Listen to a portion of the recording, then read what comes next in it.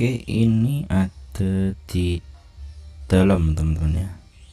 Oke, teman-teman silakan teleport ke sini teman-teman, teleport yang ada di di dalam aja ya.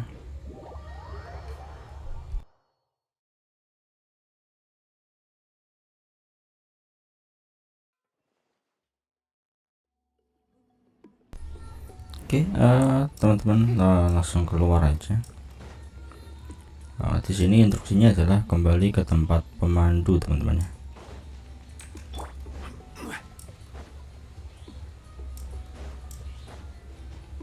Oke, ini namanya adalah si Toltek. Oke. I take it you're the ones appointed by Elder Talapo? Yep, and you are... Call me Toltek.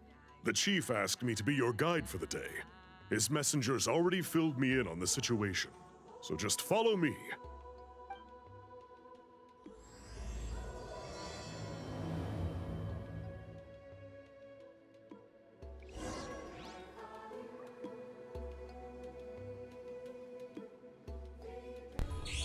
Oke, yang pertama kita disuruh masuk lebih jauh ke kabut teman-teman ya. Otomatis kita harus keluar. Oke, kita ke sini aja teman-teman ya. Teleport ke yang di sini.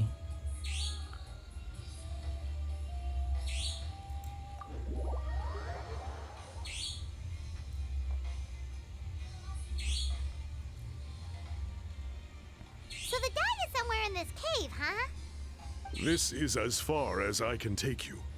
Only the appointed ones may proceed from here. Why's that?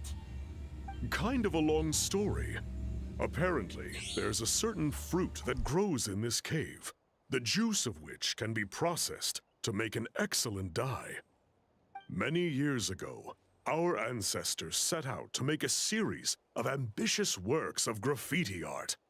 They selected this cave to make them in, presumably due to the availability of the dye.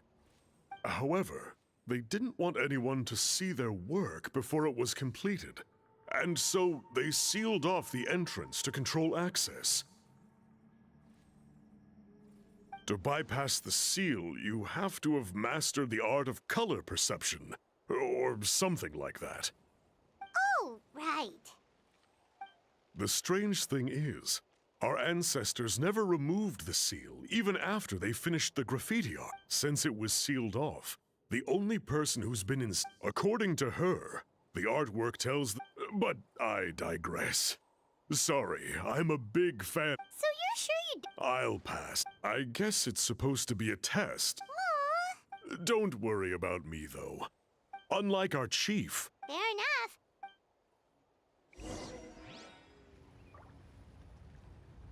Oke, di sini kita disuruh untuk mencoba untuk menurunkan penghalang teman-teman. Oke, di sini untuknya coba pakai elemental sih teman-teman.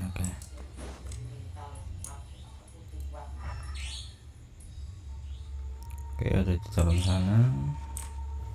Stabilize.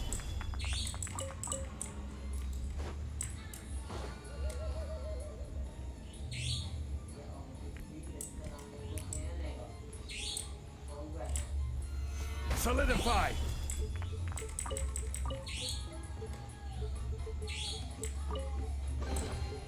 Certainly worth the extra mile. Oke, kita harus maju lebih dalam lagi teman-teman ya. Maybe try the same thing as before? Oke, di sini kita harus berubah bentuk teman-teman ya. Oke.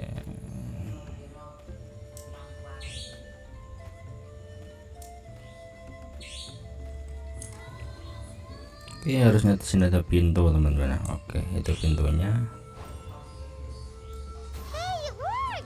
Let's head in and take a Oke look. teman-teman, kita keluar. Oke, ternyata di luar pintu itu ada banyak Toltec mentioned should be the pemandangan one on yang the wall, right? di luar dugaan teman-teman ya. Now the only question is, which ones do we pick? Well, go ahead, try.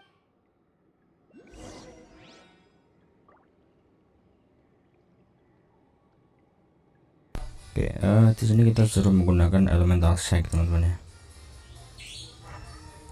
Oke, kita lihat dulu di mana.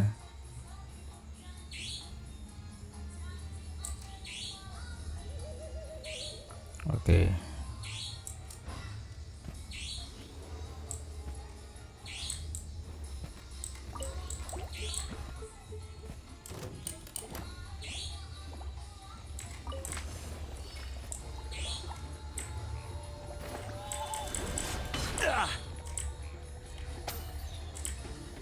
Stabilize. Yoo-hoo! Shine down. Ah, Yeah. Yep. Yeah.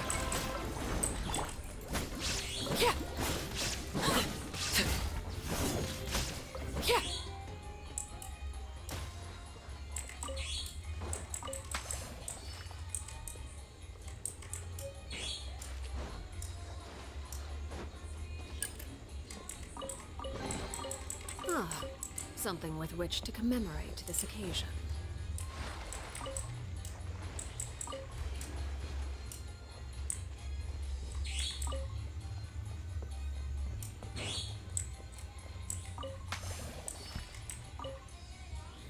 Oke, membuat mural tempat produksi cat benar-benar ide bagus. Kita tinggal ambil material dan disiapkan lalu isi dengan warna yang masih kosong.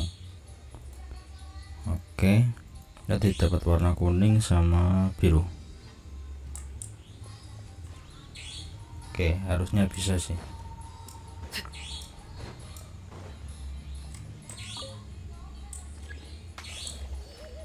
Oke, kuning dapat dong.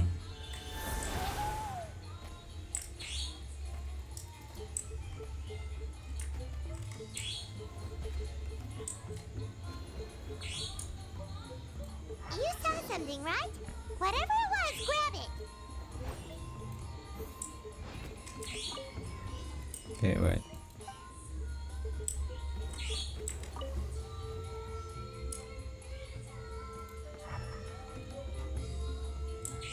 Oke, ini kita dapat warnanya juga. Kita dapat warnanya juga. Berarti ada warna merah, kuning, sama biru. These guys' ancestors made some Oke, real sekarang kita works of ada art di here. hadapan mural But teman-teman based ya. on what we've seen so far, it seems like there should be more Oke, to the story. ini kita lihat apa yang harus kita lakukan Maybe teman-teman. there's more artwork further inside. Yeah, you're right. Let's head back and. Oke, temui Toltec. Oke, kita disuruh keluar dulu teman-teman ya. Kita harus keluar untuk menemui si Toltec.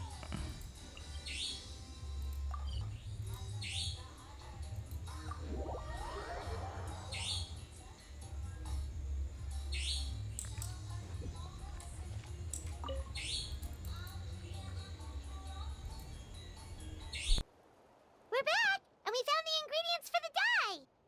Sounds like you made it through the seal then. Our Iktomisaur elder was right about you. It's getting late. Follow me. I'll take us back.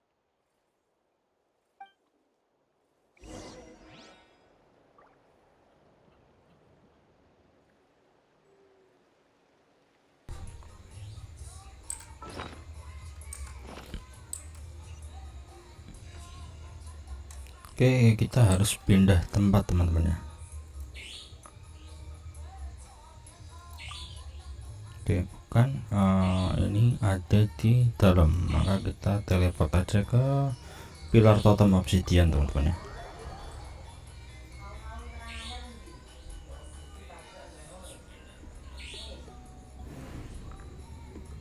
Oke, kita Kembali ke Master of the Night Wine. Oke. Toltec has updated me on your progress. Well done. I appreciate your efforts. Sure thing. Here's the stuff for the dye.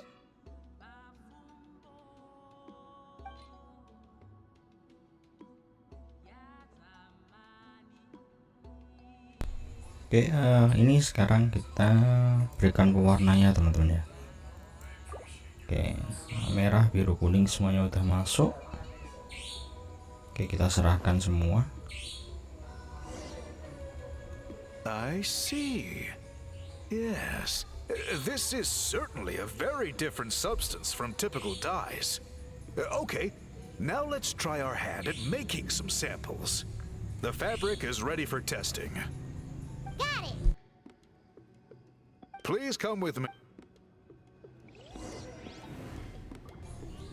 Oke, sekarang kita disuruh masuk ke Chamber of Weaving. Oke, di sana. Something you wish to report? Go on. Oke, kita harus ikuti aja teman-teman ya.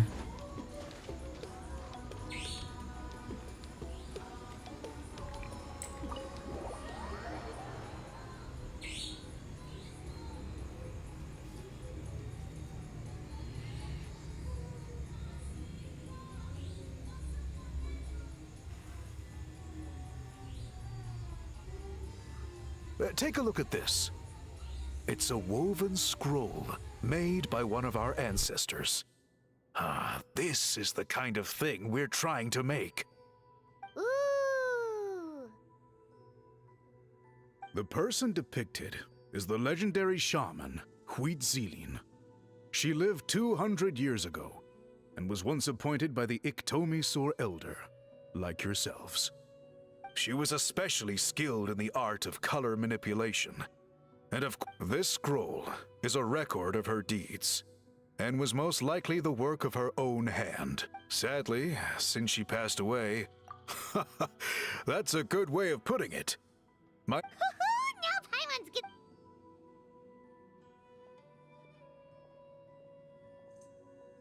Bring out the samples.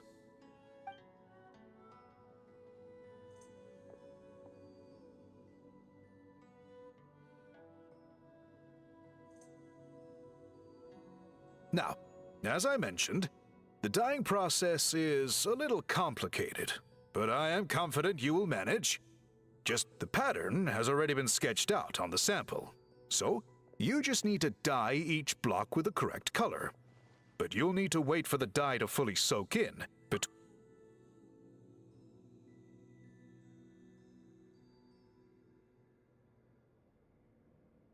Ha ha ha! Good! The dye is taken to the fabric, and the pattern is crisp and clear. Next, apply all the remaining dye. Okay, final step.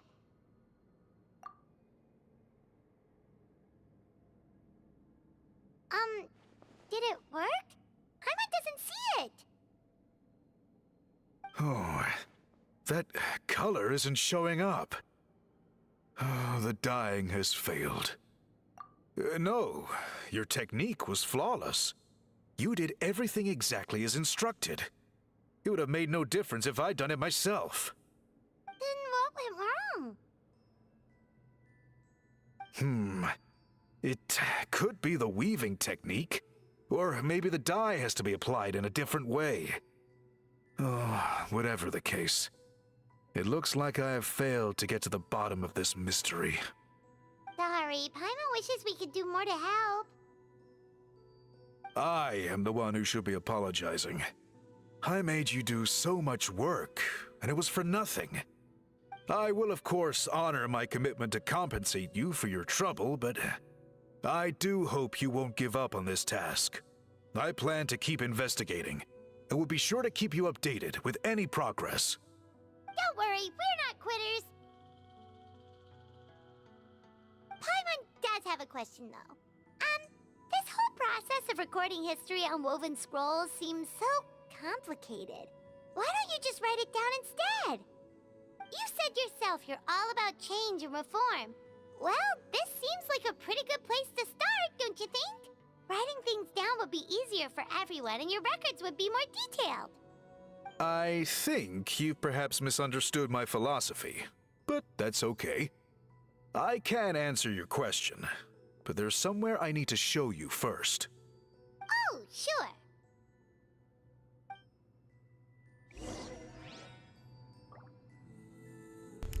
Ya, di sini kita harus menerima undangan Biram, teman-teman ya. Oh, ini undangannya ada di luar. Kita harus keluar dulu.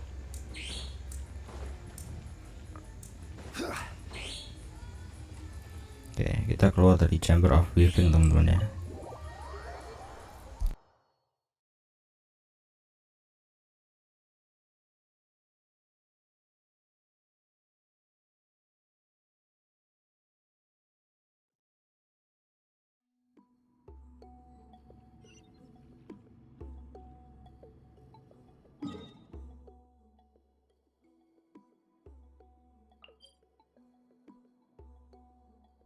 Oke, kita menuju teleport yang ada di atas.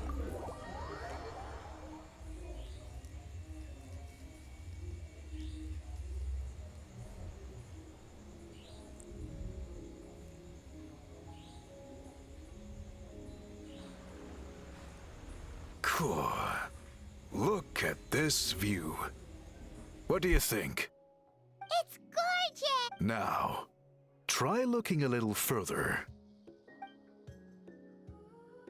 Whoa, that graffiti!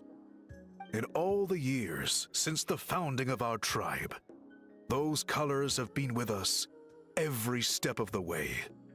It is true that I seek to bring new life to this ancient tribe through change and reform. But I also understand there are certain foundational things that we cannot afford to throw away. The foremost of these is the way we record our history. Oh, that makes sense. Since the very beginnings, our tribe has always sought to bring color to history. And I have a deep sense that this is one part of our heritage that we should not give up. So, whatever it takes, I must find a way for us to continue producing our traditional woven scrolls. You're completely right. I'm sorry for what she said earlier. It was out of line.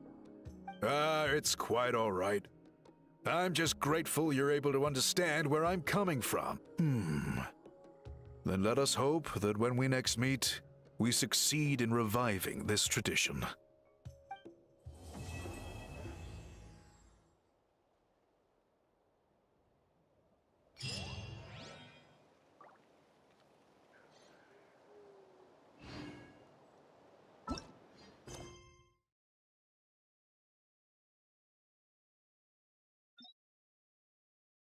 Oke, warna legendaris sudah selesai. Sekarang kita melanjutkan untuk ke malam yang sunyi, teman-teman ya.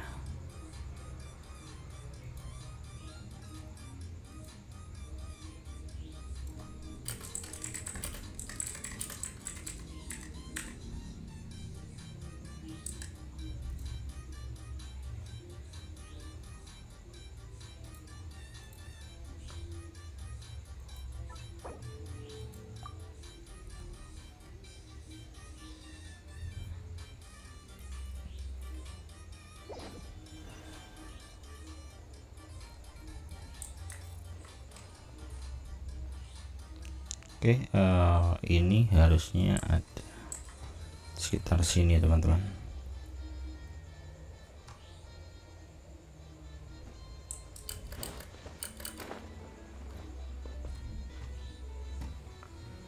Wait. Dimanakah dia?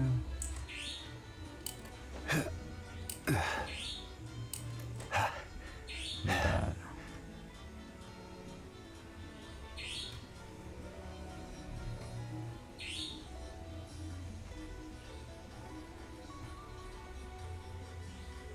Di atas nggak ada.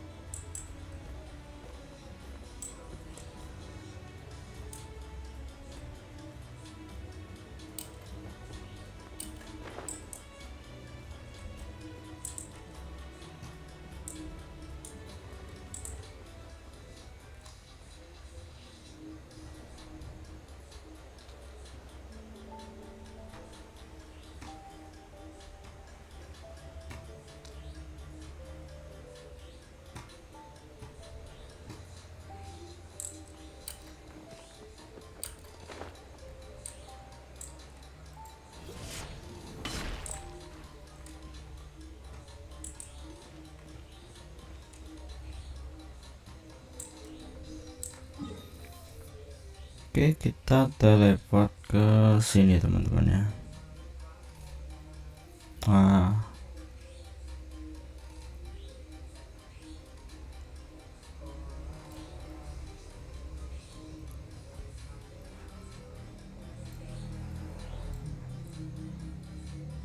oke, ini di map.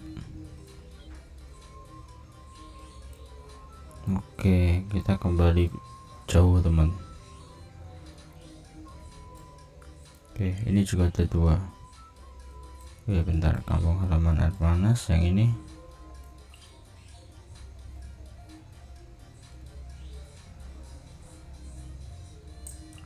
Bentar. Tadi misinya adalah oke, hari penghakiman. Kita ke Fountaine teman-teman ya.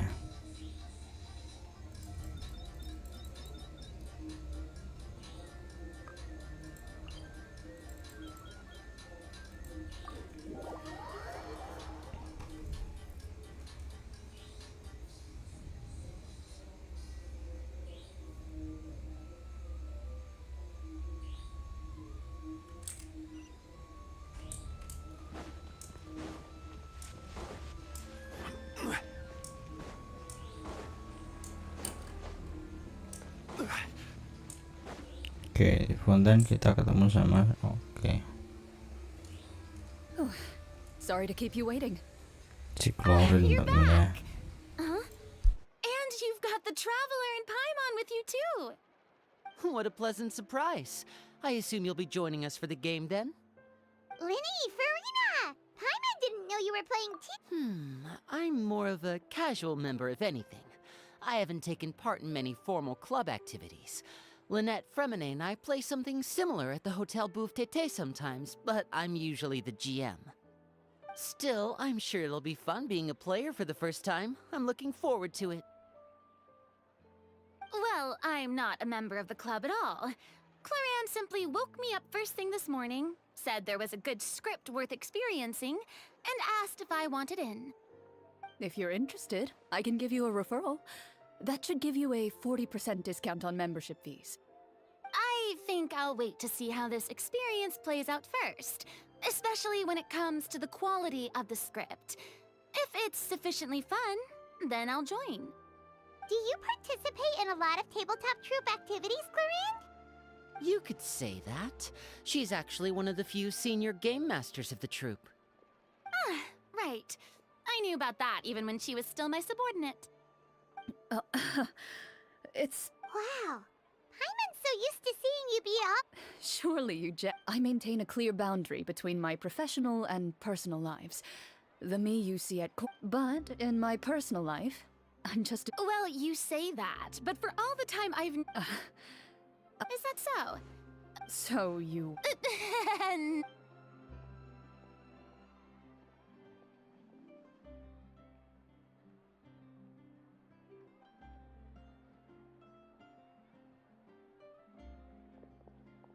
I'm back! Here, allow me to introduce... Pleasure to meet you all. Hello. Wait, are you a champion duelist too, Mr. Florian? Oh, no. That sounds like a lot of work. It's nothing. It's the least we can do to give the players a more immersive experience. Anyway, allow me to give you a brief introduction of the script. This script was adapted from the real history of the Marashose hunters. You all will play the role of hunters from a bygone era and resolve a series of events unfolding in the capital. Paimon's not super familiar with the history of the Marashose hunters. Is that a problem? Oh, no problem at all. I can give you a brief rundown. So, basically, Marashose hunters were people who dedicated themselves to hunting monsters and protecting the city by using a special swordsmanship technique passed down over generations. Their story can be traced back to the ancient Remurian dynasty, as well as the first hunter, Cassiodor. But I'll leave the finer details for you to seek out and discover later. Mm-hmm. And I'll provide additional commentary as the story progresses. In that case, brave hunters, are you ready to set out on an unknown adventure?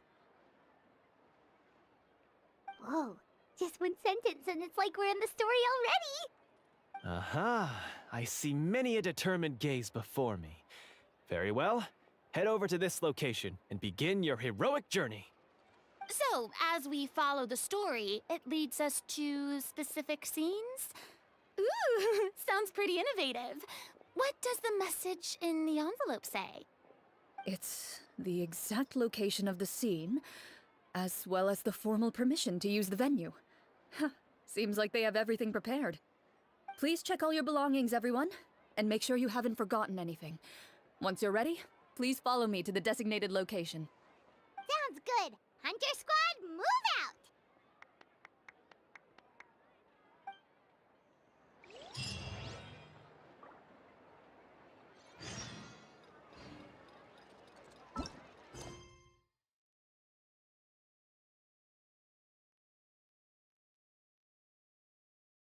Oke, setelah hari penghakiman kita disuruh untuk perkumpulan pemburu teman-teman ya. Ini berjarak 444 meter, ada di sini teman-teman. Oke, kita teleport aja.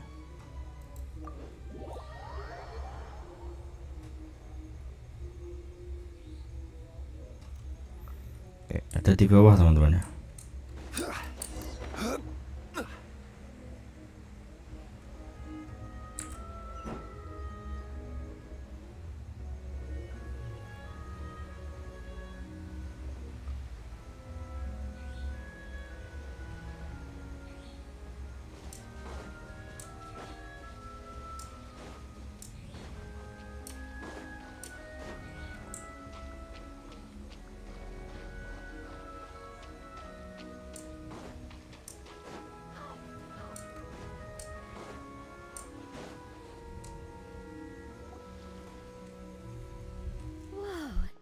They really have thought of everything.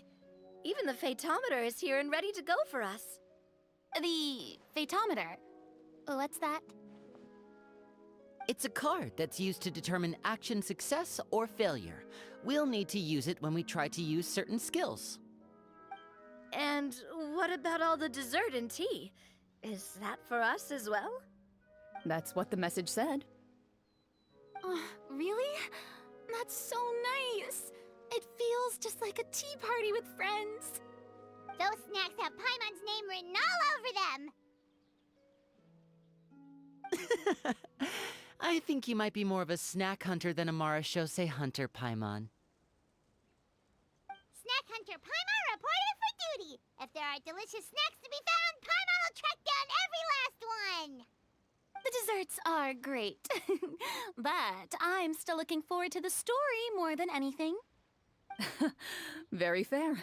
Then, let us begin.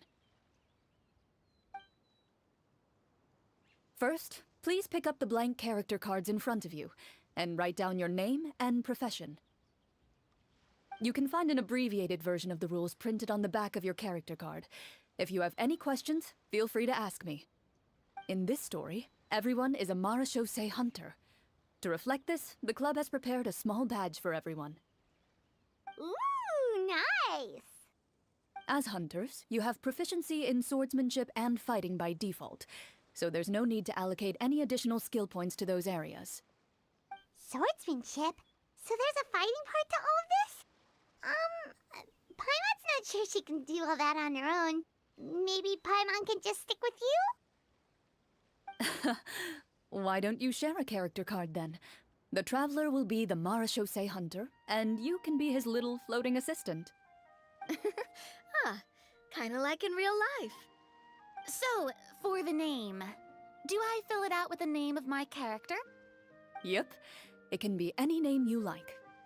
You can use your real name too if you want. I do that whenever I get too lazy to think of a new name. Oh, so it would be like experiencing a different life, but still as yourself. That's not a bad idea. In that case, I think I'll continue to use the name Linny then. Next up is the skill sheet. You have a limited amount of skill points that you can use to learn a number of skills. The more points you invest in a particular skill, the easier it will be to pass associated checks. I'll take persuasion and investigation. Those are must-haves when it comes to missions like these. Oh, those skills sound like they'd be useful for gathering intelligence. Good idea, Navia. Just as expected of a veteran player. So should we also take those skills then? Not necessarily. Since we're working together as a team, we could leave the negotiations to Navia and use our skill points to pick up other useful skills. For example, I think I'll take stealth and sleight of hand. That will give us more options if we run into any situations we can't negotiate our way out of. Oh, interesting. I wasn't thinking about it like that. I suppose it's not so different from an acting troupe. Everyone has their own role to play. Let me see. I'll take art and performance. I'm not quite sure what use they'll be, but I'm not as knowledgeable about the other skills, and I am not too confident I'd be able to roleplay them well. Well, that leaves us. What do you want to learn, Traveler? Ha! Gotta say, this suits you really well. Ooh, so you want to help people when they're injured. That's nice of you. So what do you think? Are you sure you want to learn these two skills? Let's see. Oh, looks like you each have enough points to choose one final skill. You've all picked such classic skills. It's fine to go a little bit out of the box, you know. Why do I get the feeling she's getting ready to cause trouble? For example, this one here. Summon. Doesn't it sound super mysterious and cool? Oh, I saw that one just now as well. The description says, this skill can be used under certain circumstances to summon characters or creatures that fit the script's world-building rules. The script's world-building rules, huh? But how are we supposed to know what a Marachose Hunter can summon? Oh, that's not for us to worry about, my friend. Just learn the skills that interest you, and the GM will take care of the rest. All right, you've convinced Paimon. Let's learn summon then. Paimon can't wait to see what kind of thing shows up. Well, now that everyone's more or less finished creating their characters, we can begin. Since two of our players are doing this for the first time, though, let me ask. Would you like to play on easy mode or authentic mode? What's the difference between the two? Well, in role-playing games, the story sometimes changes based on the decisions of the players and the results of the Fatometer. For example, if you fail a check, that means you cannot use the target skill in that scenario. A critical failure may even result in further negative consequences. If you choose to play in authentic mode, every time you elect to use a skill, you'll need to use the Fatometer to see whether you succeed or fail, and face any consequences that may follow. If you choose easy mode instead, every check will be successful by default, and you won't have to worry about luck playing a factor.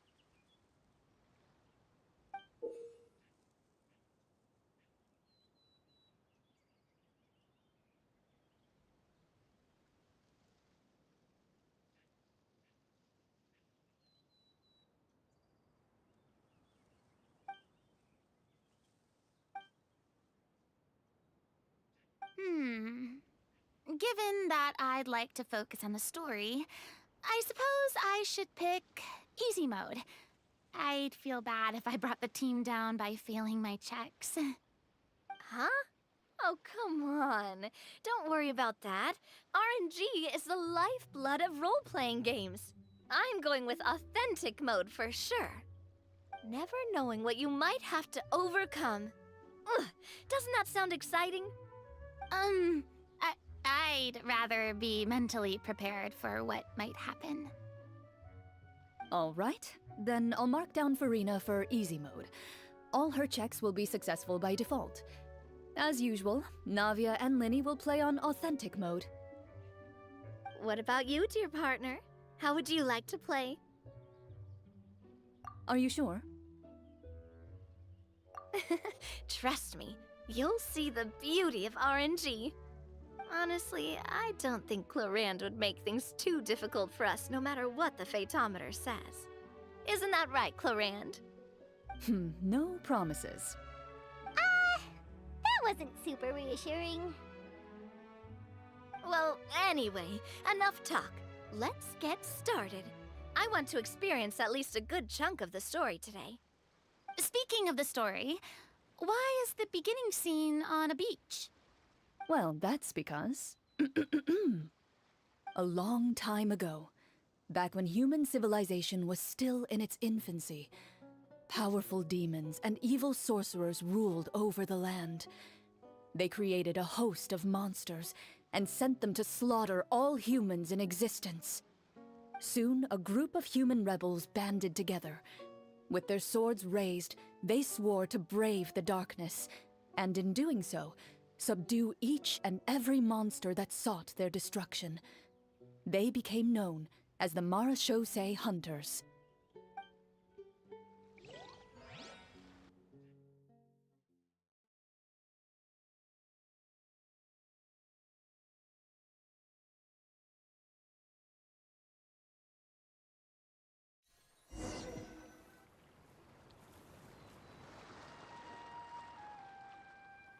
Sometime later, as a member of the Marachose Hunters, you receive a commission. Following the address provided on the message, you take a boat and arrive at this strange city. As you inhale, you can taste the slightly salty air of the docks as you begin to survey your surroundings. There aren't many people in the vicinity, but you do take note of a few others who, like you, seem to be sizing up this place. Your eyes meet, and you realize these people are fellow Marachose hunters, likely led to this location after receiving the same commission as you. You're all Marachose hunters too, right? Allow me to introduce myself. The name's Navia, monster hunter by trade and helpful neighborhood businesswoman on the side. What say you to traveling together? We can help each other out on the road. Okay, count me in. My name is Linny. I've been wandering since I was little and picked up a few less than legal tricks along the way. I was adopted by a Marachose hunter and later chose to follow in his footsteps. Is this where you introduce your character to everyone? It sounds like... My name is Farina, and, I grew up in a noble family. I always had a strong interest in performance and the arts. Even though I'm a Marachose hunter, what I really want is to be a performing artiste. Hey, that's really cool. You can do it, Farina. That's exactly how it's done. Paimon is Paimon, a good friend and companion to this Marachose hunter right here.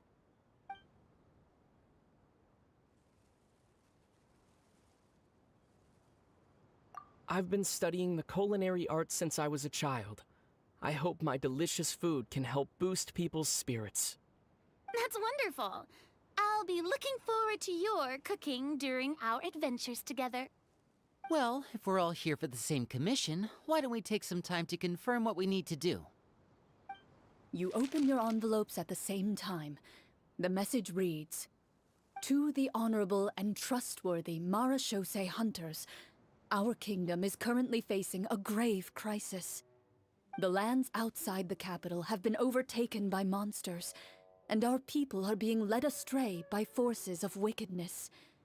We beseech you, please help us resolve this crisis and return peace and stability to our home. Huh. The layout of this city looks super familiar. It kind of reminds Paimon of Mondstadt! The scriptwriter must have used a real-world city as a reference when coming up with the map. As experienced hunters, the layout of the city reminds you of places once traveled. You recall the sight of tree-lined streets and the gentle tranquility of days gone by. Yet, as you regard the city in front of you, it appears to be little more than an empty shell. Its hollow gates are open to you, beckoning you to come forth and bring salvation back to the town. I carefully read every line of the letter and turn my attention to the signatures at the bottom. Who issued this commission to us? You see a long string of unfamiliar names. It would seem that many of the residents of the city issued this commission together. They sensed that things were not right within the kingdom and sent a distress signal to the outside world. In that case, why don't we take a walk around the city and see if we can learn anything from the local residents? Oh, good idea. We might be able to get some leads on the monsters and bad guys we're after.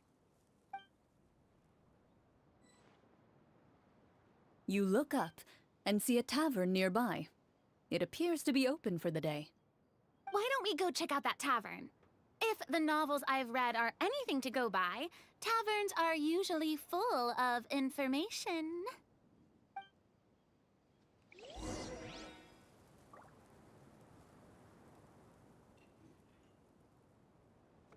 Oke, kita teruskan mencari informasi teman-teman. As you approach the tavern, you find a plainly dressed woman standing nearby. She appears to be rather troubled about something.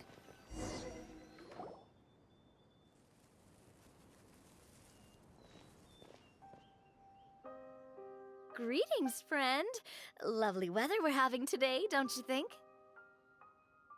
Oh, hello. I suppose you're right. The weather today is quite lovely. If only those monsters out there would stop causing trouble. It seems like every character included in the script has a certain amount of useful information to offer. If we keep asking questions, we might be able to get some good leads. Oh, come now, don't be sad. Life is all about optimism. Oh, that reminds me. What did you have for breakfast this morning? Huh? I don't think that's the kind of question we're supposed to ask. Nothing turns a frown upside down like good food. How about some macarons? I could make you some. You didn't even take cooking as one of your skill proficiencies. That's not necessary, miss. Excuse me for saying this, but you don't really look like a chef. Besides, I'm not really a fan of sweets. So you're someone who barely smiles and doesn't like sweets. You're really starting to remind me of this one friend of mine. Hey! Did she just... me? Clorian must have broke character for a second.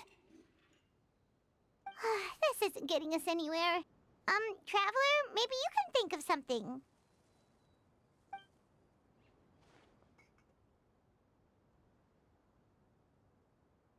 Are you sure?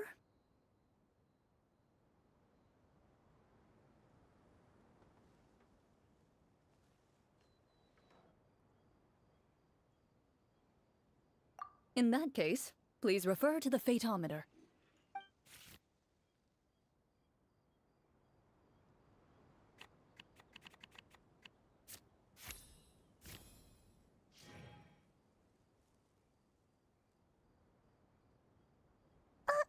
We failed the check? You remain silent as you prepare a pot and fire to use for cooking. The woman stares at you with her mouth agape, as you skillfully cut the ingredients and toss them into the pot. Perhaps your skills have regressed due to lack of use, but soon the Oh no. It's all. Miss, we'd love to learn.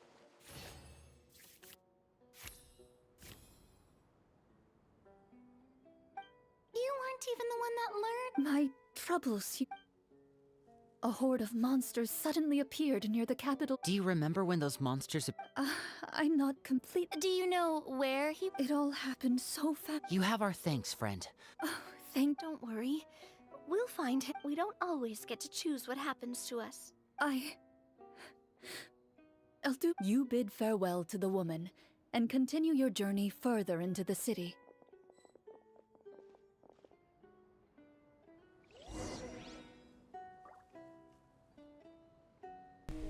Oke, setelah bicara dengan si wanita itu, teman-teman, As you venture sekarang further into the kita city, the streets appear largely empty. berada An di elderly woman tepi walks dekat past. si You see penjual her shake bunga, her teman-teman. head as she puts away her wrinkled wallet. Kita sambil menjelajahi area A sekitar, nearby teman-teman. merchant folds his arms and gives you a disdainful look. You get the impression that he's someone who has long gotten used to the sight before him.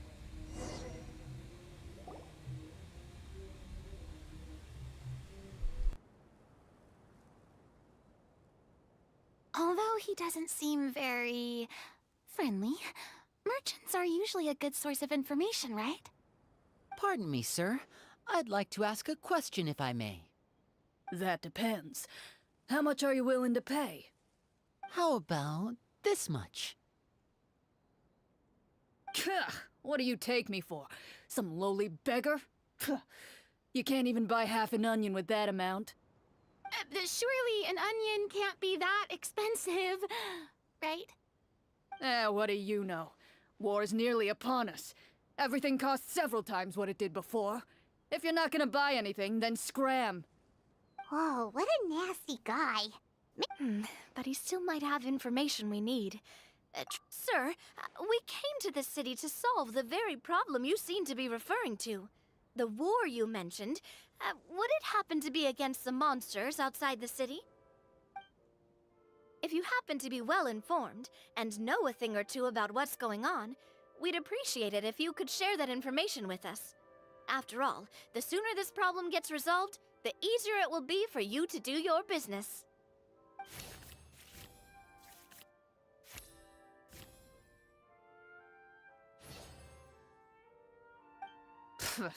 Well, things are basically as you said, young lady. Those monsters are camped outside the city, and they've been destroying all our trade routes. We have limited reserves within the city, so if this continues, we're all gonna be in big trouble. Wait, you're saying no one has put a plan in place to distribute supplies or maintain order? We could all starve, and those nobles in the palace wouldn't even break a sweat. Who knows? Maybe they've been in cahoots with the monsters all along. That is concerning. All right. That's all the information you need, right? Off with you now. I've still got business to do. You know, if you smiled a little more, you'd definitely get more business. And I bet that would make your life just a little bit sweeter. I'm not saying it's guaranteed to work. It's just a tip.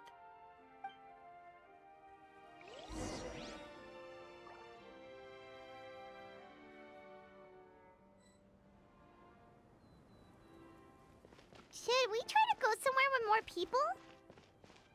Oh, how about the city square? Follow me.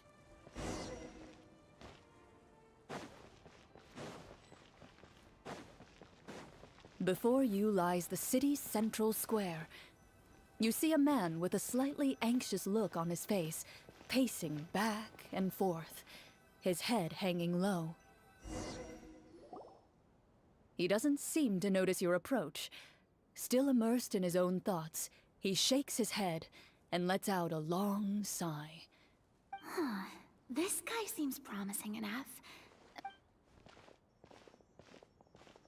Hello, sir. Is there anything I can do to help you? Wait, you're... I'm dear goodness! You're a Marashose hunter! You recognize us? Ah, are you one of the people who wrote the commission letter? Yes, yes! Oh, I didn't expect you to actually come! Oh, what great news! The city is saved! What happened here? Alas, we once lived comfortable, carefree lives. This city used to be free of monsters. The first Marashose hunter, Casiodor, the Golden Hunter, he was the one who drove them back. However, monsters have once again surrounded the city. Perhaps the seal that kept them at bay has lost its power. Or perhaps an evil sorcerer has been meddling in our affairs. All I know for sure is that their return has stripped the city of any chance at peace. Are there not enough soldiers to drive them out? It's not a question of numbers. The guards simply have no idea how to deal with them. Most people my age have never even seen one of the monsters, much less been trained to fight against them. What's worse, many of us don't even know the history of the Marashose hunters anymore. When I was a child, though, my grandfather would tell me stories about how the Marashose hunters drove back the monsters. So, on the off chance that something might come of it, I decided to reach out to you. To be perfectly honest, I was starting to think all those stories were just tall tales. But now that I've seen you in person, I finally know that it was true! Well, you can rest easy, friend. The righteous and formidable Marashose hunters are on the case. The man is touched by your determination and resolve. His eyes begin to well with tears of relief. Still, if we are going to hunt the monsters, we need to know where to find them. Can you give us any leads? All I know is that the area outside the city is dangerous. I'm afraid I can't point you toward a specific location. Oh, although, if you leave the capital through the main gate and follow the road, you should run into a group of guards. They might know more about where to find the monsters. I see. We'll go look for them then. All right, be careful. Oh, and one last thing. The monsters outside the city are just part of the problem. There are evil sorcerers inside the city as well, so be on your guard. They're actively working with the monsters, and have corrupted the court ministers with malicious magic. They're the reason why, even inside the city, everything has been a giant mess. Even one of our kindest ministers has turned into a boorish and unreasonable figure, interested in nothing but enacting laws that exploit the people. Who knows how much longer we'll be able to go on like this. Talk about being stuck between a rock and a hard place. I feel bad for him. Maybe we should try to cheer him up? Hey, not everything can be solved with food. I appreciate your kindness, but for now, it's more important to focus on the crisis at hand. Brave hunters, I leave the future of this kingdom to you.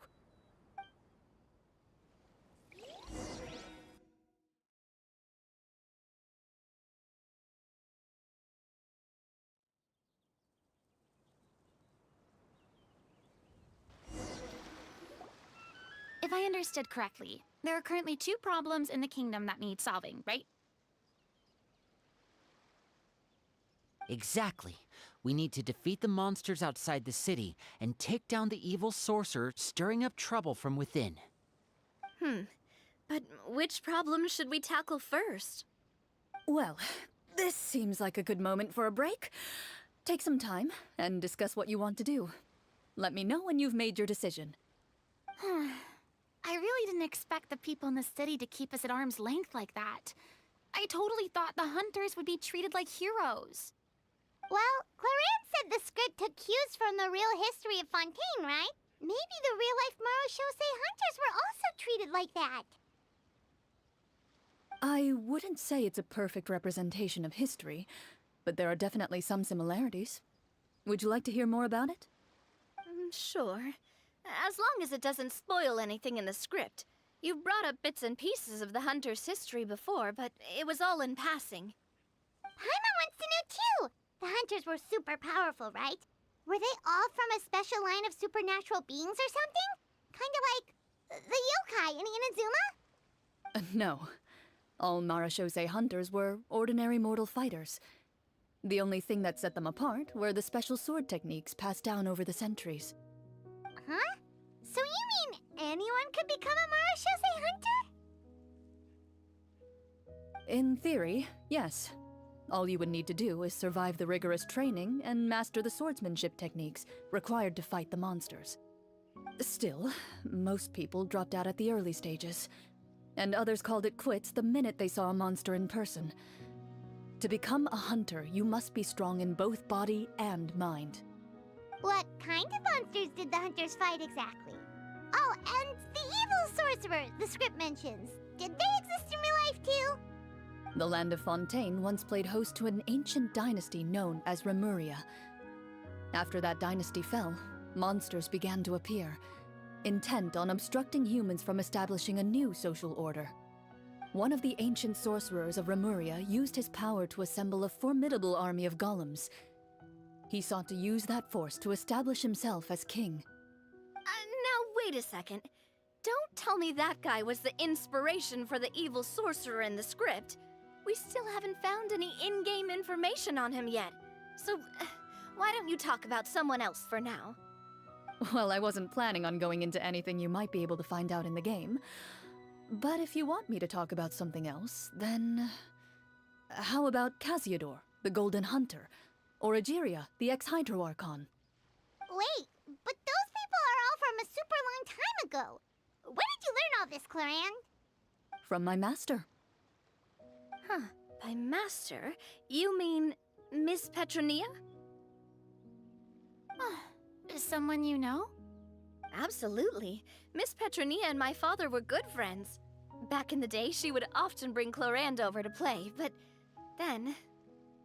Let's not get off topic. Anyway, back to what I was saying. Responding to Egeria's call, a number of warriors followed Casiodor into battle against the monsters. This group of warriors, under Casiodor's leadership, became known as the Marashose Hunters. Yet, as Fountaine entered an era of peace, their work gradually became obsolete. The Marashose Phantom, originally an association made up of hunters, eventually came to be predominantly comprised of Melusines. Ah, I see. That explains why most of the people in the script have forgotten the hunters or think of them as nothing more than a legend. Is that really a bad thing, though? It can get tough always being the one shouldering everyone's expectations. Depends on who you ask, I suppose. If the name of the organization no longer commands respect, investigative work is bound to suffer. Speaking of investigations, which problem should we tackle first? Monsters or evil sorcerer? I vote monsters. That's the main duty of the hunters, right? We can come back to the sorcerer later. Well said, Miss Farina. Plus, if the sorcerers really are the masterminds behind this whole thing, defeating the monsters could give us some clues on their intentions as well. What about you, partner? What do you think? It's decided then. All right. After some discussion, you decide to turn around and head out of the city.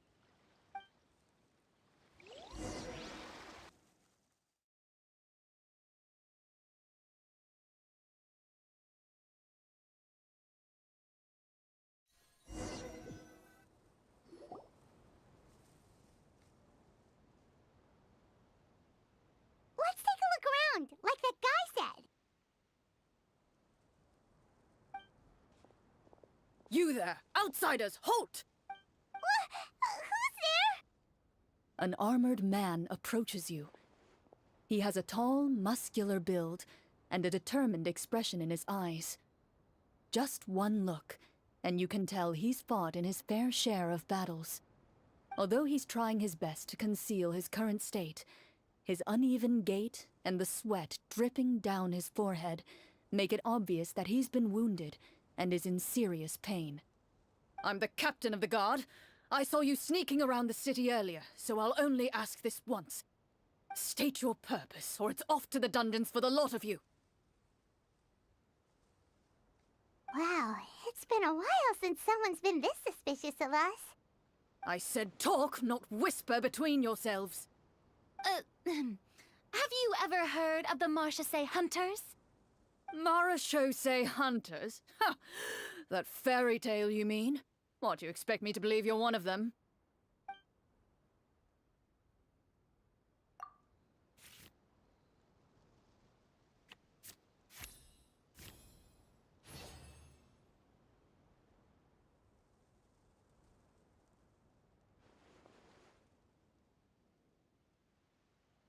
Using your knowledge of medicine, you're able to deduce that the injury on his calf was a monster's doing, and the wound has already begun to fester.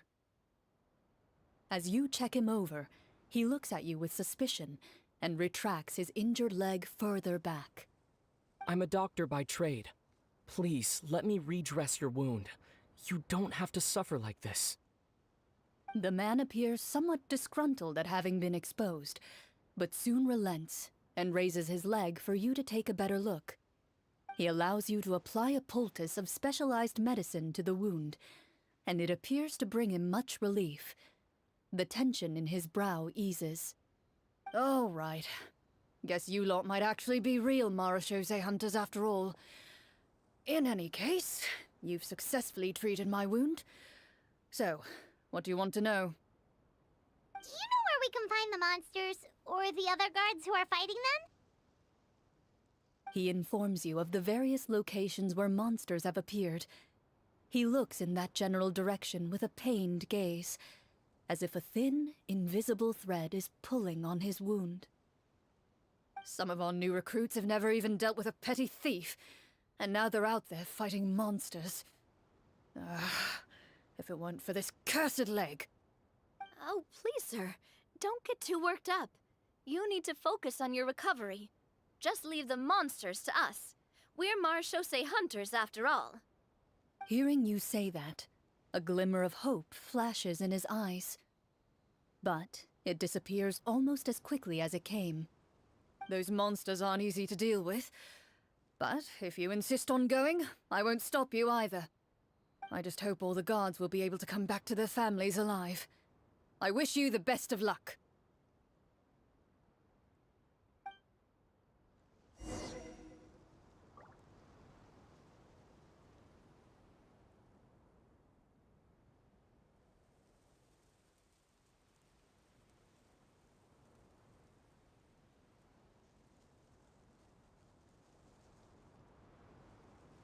Based on what the captain said, the monster should be right up ahead. Let's go. Hopefully we're not too late. As you approach the battlefield, you see numerous people lying by the side of the road. They appear to be dressed like guards. Their faces are filled with desperation and terror. Some are screaming and cursing in vain, as if still trying to banish the monstrosities they saw from their minds.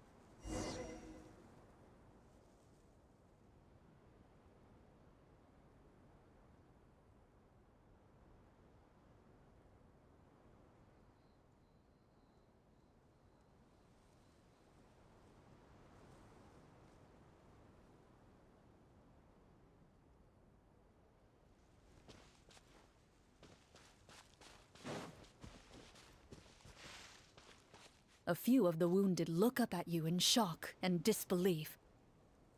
Quick, leave this place. Turn around and don't look back, they yell.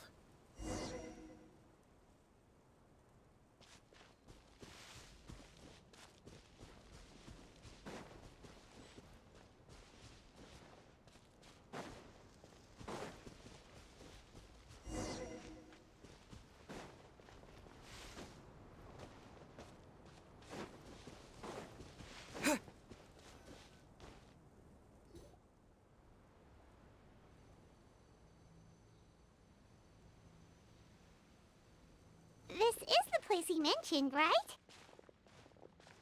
You see broken iron swords scattered all around you, and downed trees riddled with terrifying claw marks. All the signs point to one thing: A truly devastating battle just took place here. Be on your guard, everyone. The monsters might still be around. Before you can finish your sentence, you hear rustling sounds from the surrounding bushes. The monsters have emerged. They close in on you without fear. You get the impression that, in their bloodthirsty eyes, you're just another meal for them to devour. A little help here! This thing wants to eat Paimon! Your battle round begins now.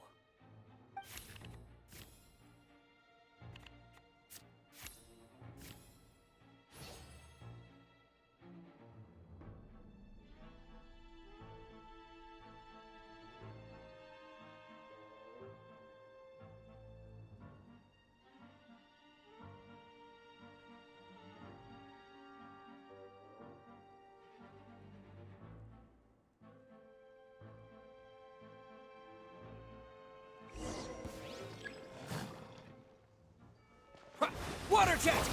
Strike a pose! Coming at ya! Watch out! Attack! That's the way. The next battle round begins now.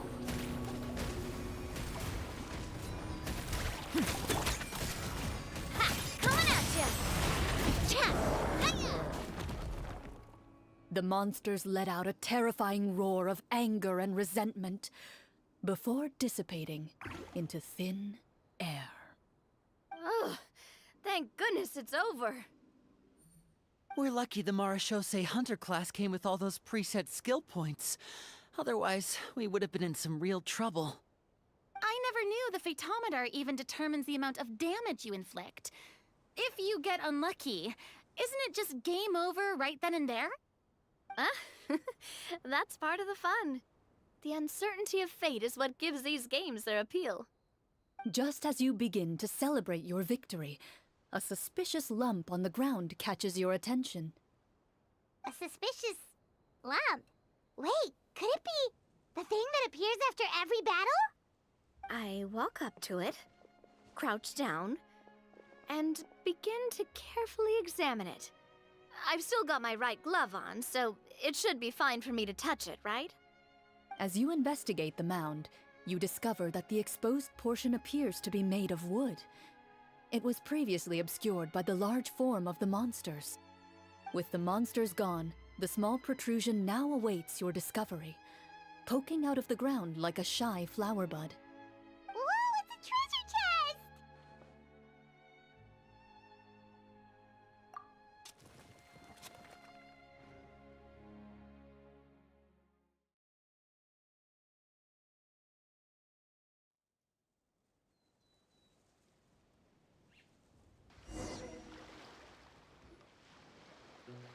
With everyone's help, you successfully excavate the wooden chest from the ground. Even without opening it, you can tell from the mora and jewels scattered around the chest that it must contain quite the fortune. Makes sense. We worked hard for this. Let's open it and we can share what's inside. I can understand your excitement, Paimon, but think about it. Doesn't it seem like there are people out there who need this treasure more than us? Yeah. Think about all the people suffering in the capital. Or all those guards who got hurt fighting the monsters. Wouldn't it be better if we gave the treasure to them? Wait, is that how it works? Paimon thought since we were the ones to dig it up, we could just take it for ourselves. Well, let's put it this way. Any decision you make during a role-playing game can impact the future course of the story. But would the people really believe us? It's hard enough for us to prove we're Marashose hunters. What if they think we procured the treasure illegally? They might get even more suspicious of us. That's definitely something we should consider. Maybe we can come up with an explanation in advance. Well, if donating it could cause that much trouble, why don't we use it to buy some gear and fill up on good food? Then we'll be ready to fight even more bad guys. Looks like you're facing a difficult choice once again. Well, it's getting late. Why don't we call it a day for now? Wow! Where did the time go? I'm not sure if it's because I'm having so much fun with you all or because the story is particularly enticing, but I feel like I could almost keep going. Here, here. Ooh, how about we play through the night? I'm not sure I'll have enough energy for that. Yeah, that won't work for me either. Lynette will give me an earful if I get home too late.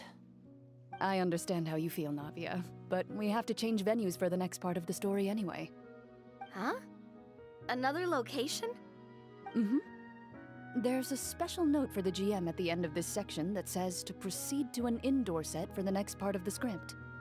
Whoa, they really pulled out all the stops for this new script. Well, even if we end the game for the day, we can still stay a little longer and hear Cloran finish her story, right? Paimon wants to hear more about the history of the hunters. Something tells me you just want to finish the free desserts before we break for the day. That's just a coincidence, okay? Besides, to Paimon, not finishing free food feels even worse than having to buy her own. And anyway, Paimon really does want to hear more about Cloran's master. Well...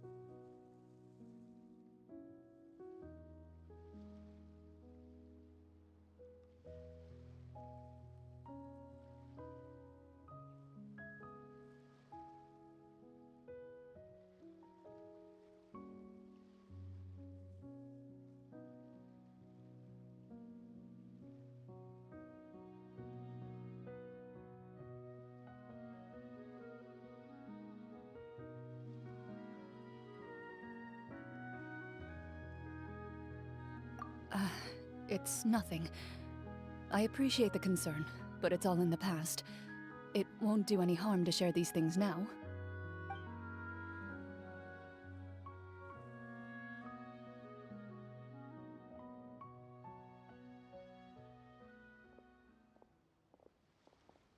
My earliest memories are of living with Master. According to her, she saved me from certain people of ill repute. My birth parents had left me behind some time before that. What a heavy beginning for a life story. Master was a fascinating individual, if inexperienced in the ways of raising children. My first ever toy was a short sword. Although I suppose it wasn't so much a toy as something Master removed from her waist and handed to a noisy child in need of distraction. Oh wait, so she handed an actual sword to a child? Isn't that dangerous? Did you hurt yourself? Of course I did. I cut my palm and bled quite a lot. But Master was not concerned. She just stood there and casually lectured me about it. See, that's what you get for not holding the sword properly, she told me. She then crouched down next to me and said, "Give me your hand. I'll teach you to bandage this wound. After that, it's time to learn how to truly hold a blade." Excuse me for asking this, Clorand, but how old were you exactly when all this happened? Probably around, 3, give or take. 3? Isn't that when most kids are still struggling to hold a fork? As I said, Master was rather inexperienced in the ways of raising children. She believed trial and error was the best way to teach a child what they're capable of. I'm not so sure this is a question of experience. I didn't see anything wrong with her ways at the time. And anyway, children don't get to choose how they're raised. Oh, she did bring me back a pet from Liyue once. It was a Geovishap hatchling. A Geovishap hatchling? For a pet? That seems even more dangerous! What she said was this: make sure to get along, you two. If you really can't agree on something, just settle it with a fight. Whoever loses is the real pet. And how old were you when this happened? 5. Well, did you win? No, I lost. So you're saying you actually became the Geovishop's pet? Yes, but only for a week. By the end of that week, I defeated it in combat, and we've shared a cordial relationship ever since. That really doesn't sound like the kind of childhood someone should have. Later on, I gradually understood that Master most likely didn't know any other way to raise a child. She was a marechaussee hunter, but I never heard her bring up her own parents. Thanks to her, I learned how to navigate the forest by the age of 6, and could hunt monsters in the wild by myself the year after that. Even though the training she subjected me to was strict, she always made sure to take me traveling when she had the time. We met many of her friends during those days. That was also how I met Mr. Callis and his family. I still remember the first time we met. You were too scared to join our picnic and hid behind Ms. Petronia the whole time. I still hadn't really met many children my age at that time, so I didn't know how to interact with others. After that, though, you started coming over a lot. You loved challenging people to shooting competitions, remember? I don't think many members of the Spina ever beat you in one of those. I had a lot of fun during those days. I enjoyed them too. Oh, do you remember that one time we went exploring around the Spina together? We overheard Papa call your master Fontaine's Protector of Justice. We tried to pretend like we never heard anything, but you nearly let it slip that one time.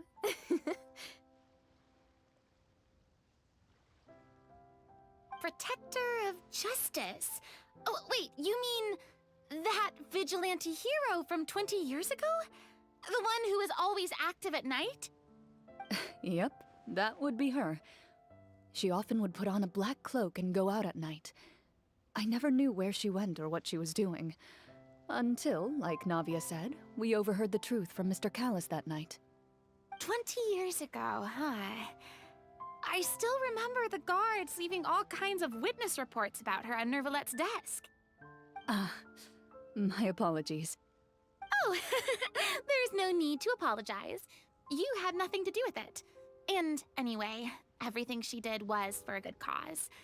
Although, calling herself the Protector of Order was a bit much. Especially when she deliberately operated outside the law. Huh? When did the Protector of Justice become the Protector of Order? Oh, she had a bunch of code names. I heard she would just come up with a name on the spot whenever she was asked. Later on, she probably got sick of answering those questions and decided to stick to just 2. The Protector of Justice and the Protector of Order. That sounds like her, all right. I bet she forgot which of the 2 she'd use by the time she got back each night. Well, she certainly sounds like a fascinating individual. With her strong sense of justice, it's no surprise her student followed in her footsteps. It's true. I always wanted to become like her. Someone powerful, independent, and with a strong sense of conviction. But...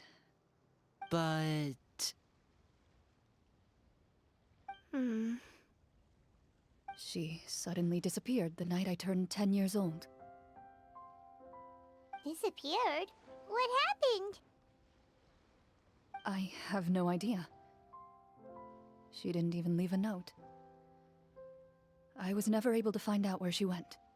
That night, I was celebrating my birthday at Navia's house, but Master never came to pick me up. When I returned home on my own, it was to an empty house. When she still didn't appear after a few days, I went to Mr. Callis's house to ask about her whereabouts, but he only shook his head. Papa probably didn't know either.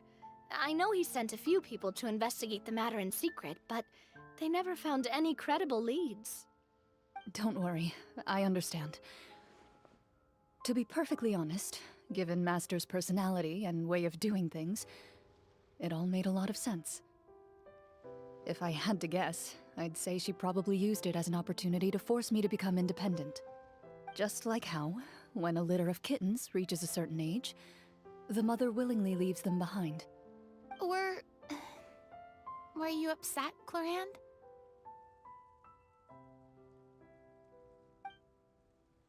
I was at first, but not anymore. I don't believe Master would suddenly disappear for no reason. There must have been something she just had to do. Well, despite everything, you still managed to follow in her footsteps and become the greatest champion duelist in all of Fountaine. You're practically a living symbol of law and justice. I suspect my position would be far too by the books for her. Master always did whatever she pleased. But you're right. I suppose I do take after her in some ways. Who knew Clorand had such an interesting past? I never had the chance to ask her about it before. I wonder if Clorand's master were the champion duelist back then. Would that duel against Mr. Callus have gone differently? Oh no. Judging by the atmosphere, Clorand and Navi are probably thinking something similar. The mood just got super awkward all of a sudden. Well, anyway. Would you look at the time? It's getting dark, so we should probably call it a day for real this time. If we keep talking like this, we really will be here all night. I had a great time today, Miss Clorand. Thank you for being our GM. Anytime. The script was good, but I've got to say, your childhood stories were even better. Hey, you should tell us more about that fight against the Geo-Bishop sometime. Maybe your master was onto something. You could be right. What does she mean, onto something? I certainly don't know any 5-year-olds who want to fight a bishop in their spare time. Guess I'll head back as well. I need to save my energy if I want to continue enjoying the story tomorrow. You're that excited to hear about my fight with the bishop? I was talking about the script!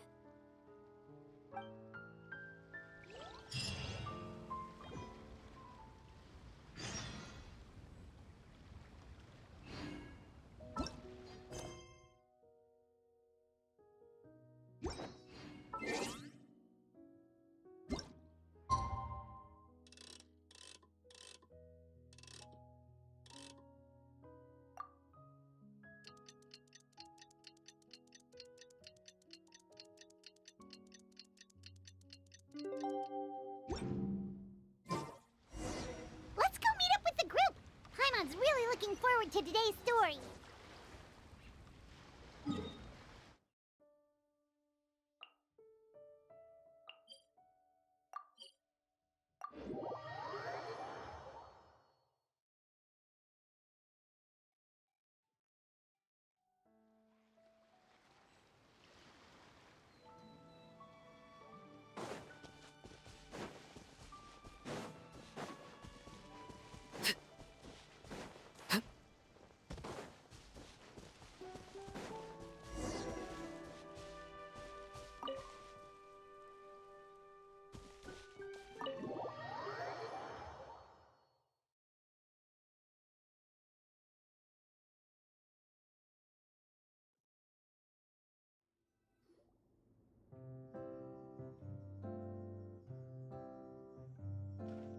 Looks like everyone's here. Now, before we begin, why don't we finish where we left off yesterday? There was an important decision to be made, yes? I'll pour everyone a cup of tea. Is that really the most important part, though, Clorand? Paimon's more concerned about our current surroundings. Heavy walls, cold railings, dim lights. This is obviously supposed to be a prison. I admire the work put into the set. Still, it's obvious the scriptwriter has never paid a visit to the fortress of Meripede. So this set is going to be a part of the script? Unfortunately, that is something I can neither confirm nor deny. Anyone think Clorand's smile is starting to look kinda scary? Well, whatever happens, we'll just have to push on. But first, we should really figure out what to do with this treasure. If we're worried about arousing suspicion because of our identity, why don't we give ourselves a different name, just like Cloran's master did? Yeah, it might be better to keep a low profile. As long as we're helping people, it doesn't matter who we are or what we're called. Staring at me won't get you anywhere. Or did you want some more tea? Oh, Paimon's good. Thanks. Why aren't you saying anything, Navia? Wait, what's that next to you? Oh, this is the short sword Cloran mentioned last night. I found it. Huh. I'm surprised you managed to track it down after all this time. Well, I made sure to take good care of it, considering the circumstances in which you gave it to me. Of course I had to keep it safe. Anyway, where were we? Oh, right. I was just thinking about all the potential ways for us to break out of prison. We could dig a tunnel, or try to bribe the guards. Wait, we haven't been thrown into prison yet, have we? Well, it's only a matter of time. It pays to be prepared. Just like how you should always have an umbrella on hand, even when it's sunny. Alright, Paimon's made up her mind. Let's just give the treasure away. Paimon may have wanted to keep it, but if it's going to land us in prison somehow, Paimon will be too upset. So, you reached an agreement? All right then, we can continue with the story. Oh, and we'll collect all the scattered pieces of treasure on the ground as well. All right. You collect the treasure and make your way back to the capital with your bag of loot in hand.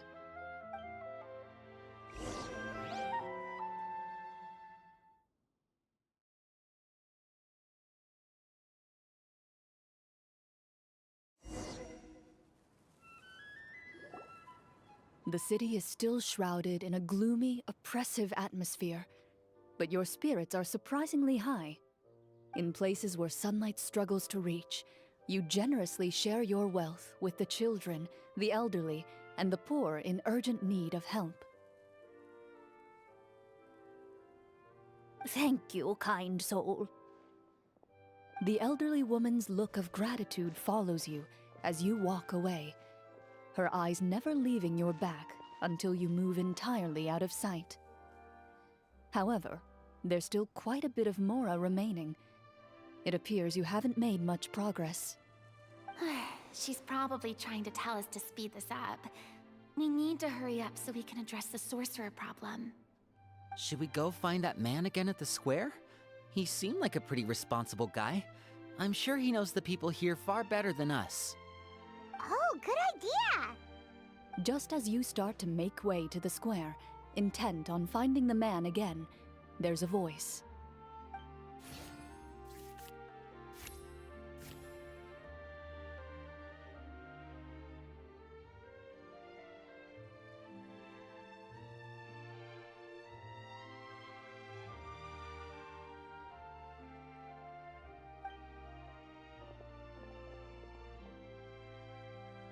Please wait, distinguished guests. Several strange guards suddenly call out to you. They run forward to meet you and proceed to politely pay their respects. Greetings, gentlemen. Are we being invited for afternoon tea? Surely you jest, my lady. That would not be our place. It is His Excellency the King who requests to meet with you. Please come with us.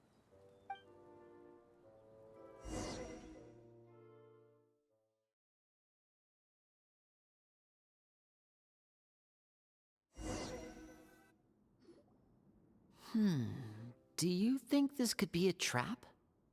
Well, we have to investigate the court at some point, right? Meeting the king himself would be a fantastic opportunity to do that. I say we go for it. If something happens, we'll just turn the whole place upside down. That sounds a little intense. After a quick discussion, you nod to the guards and agree to follow. They lead you all the way to the audience hall of the palace. Gilded tables line both sides of the hall. The space itself is adorned with all manner of expensive antiques, glass shelves, and silver candlesticks. The items appear quite ordinary in size and dimension, yet their presence Wow, it's... The elderly king, clad in a magnificent robe, sits upon... He wears above his head a... They're here, your majesty. A man dressed in dark clothes. After a moment, he lowers... The king does not appear entirely aware of his surroundings. The king remains still and says nothing.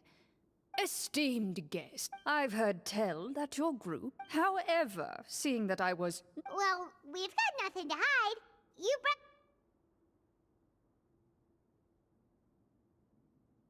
The golem's blades were so well, that was enough detail. Well, we did... How did he know about the treasure? Ah, then I must ask that you return it... Wait, but didn't you... Yes, only that which is freely given by the king can be considered a reward. Taking the rightful wealth of a kingdom without said permission, on the other hand, is a crime. But that's completely unreasonable. Yeah, that makes no sense! If it weren't for us, the treasure would still be buried underground. Maybe so, yet the fact What, no answer?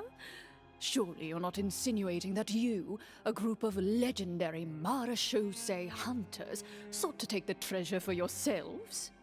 Well, what about the king? Is he just gonna let this guy talk for him the whole time? Clad in his magnificent robe, the king remains seated, with his hands resting on either side of the throne. His posture is rigid and unmoving. He stares forward with an empty look in his eyes, completely unmoved by the events before him. From the look of things, could the Prime Minister be the evil sorcerer? Or could both the king and the Prime Minister have fallen under the evil sorcerer's control? I would like to observe the number of guards stationed in the hall. The guards in the palace appear fully armed, their expressions solemn. Sensing the tense atmosphere in the room, they stand at the ready, each with a hand placed upon the hilt of their sword, as if prepared to draw their weapons and surround you at a moment's notice. Well, there goes my plan to turn the whole place upside down, I guess. It appears we've been visited by nothing more than a group of ill-intentioned imposters. What a pity. Guards, take them away and throw them in the dungeons. Before I decide your fate, however, I must first determine whether you have any accomplices outside the court. Can't we try to slip away? Or maybe start some kind of riot? But if we try to fight the guards right now... Don't worry. At least we figured out who's behind all this. Let's just play it by ear.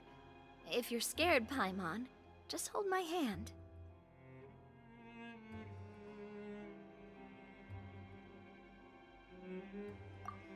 Thanks, you guys. You allow yourself to be led away by guards surrounding you on both sides. It's only when you begin to feel drops of water falling from the dungeon ceiling and smell the stench of death and decay all around you that you finally realize you've stepped into a completely different world.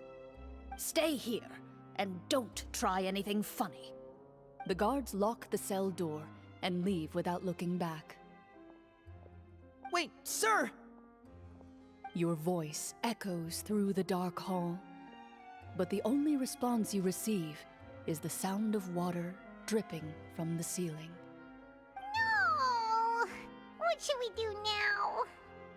Carve out a new path of fate with our own two hands, of course. I draw my weapon. You reach toward your waist, but find nothing there.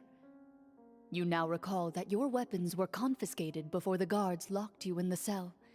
The bag of treasure along with them. What about that knife I hid in my boot? When did you hide it in there? When I was thinking about digging a tunnel. Rejected. You failed to inform the GM of this course of action. Moreover, the guards would have conducted a thorough search before throwing you in prison. And the keys to the cell aren't anywhere to be seen? Correct. You don't even feel a lock hole on the cell door. Oh, well, there goes all our plans. Indeed. Huh? Why are you the one saying indeed? Because that statement holds true for me as well. This is where the script ends. What? But that's a terrible ending! Generally speaking, this should be the point where the scriptwriter gives the players some kind of hint, or gives the GM some kind of code for how to move forward. I mean, maybe they just really wanted us to be immersed in the feeling of being in prison? Like, they'll only show us the way out once we've grown truly and utterly desperate? That is a possibility. If only there were desserts and tea in real prison. Oh, wait, guess it's kind of how the Fortress of Meripede works if you're lucky. Oh, before I forget, Navia, the short sword you had with you earlier. I took a closer look, and the craftsmanship doesn't appear to resemble anything from this era. If I remember correctly, that style was last in vogue several hundred years ago. Wait, Cloran said that sword used to belong to her master, right?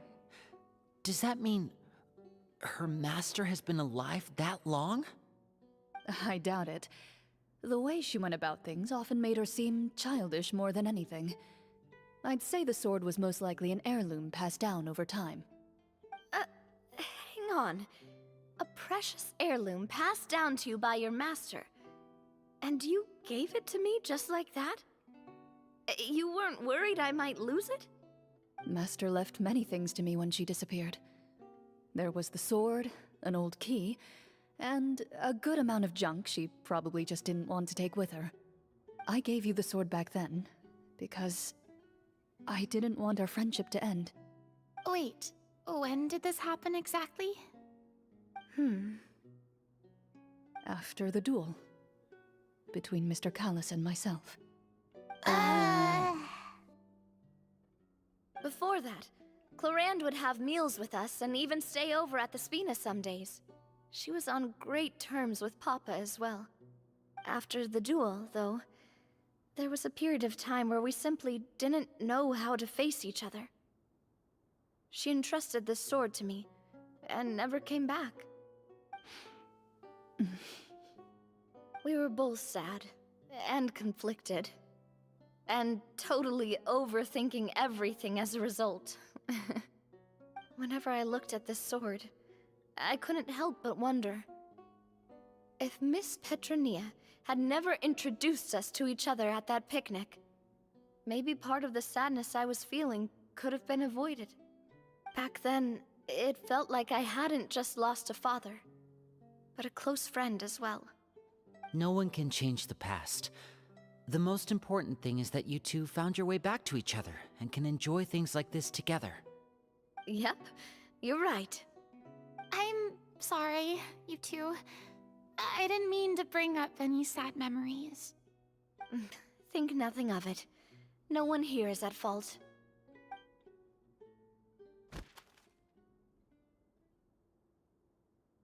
Huh?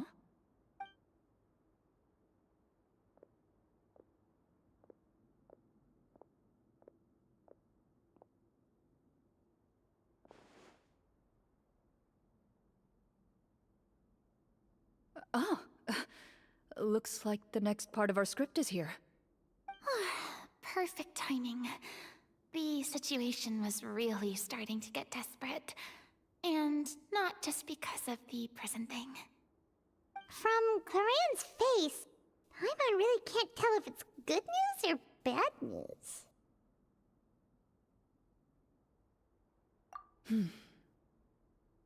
Water continues to drip from the ceiling. In this lightless dungeon, you lack a reliable way to tell how much time has passed. Eventually, you get used to the unpleasant odor of straw, mold, and rust, and find yourselves alternating between fits of drowsiness and despair. Suddenly, you hear footsteps outside the door. Heads up, everyone. Someone's coming. Gather close, everyone, and keep your voice down.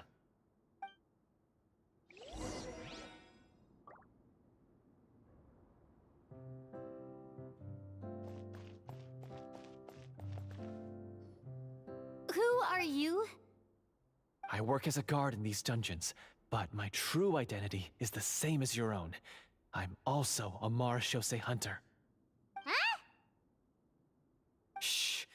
I've already sent away the other guards, but if we make too much noise... I understand, but how can we be sure we can trust you? The king has issued a formal decree. In light of the irrefutable proof of your crime, you're to be executed before tomorrow's sunrise. If you want to escape, it has to be now. Executed? We barely did anything! Monsters appearing at the same location as the treasure. Could this entire thing have been a trap? There will be time for speculation once we're out of here. As for my identity, I have no way to prove that to you just yet. Infiltrating the capital was difficult, and finding a chance to speak with you has taken a lot out of me. I could go on, but I think we can all agree that now is not the time for details.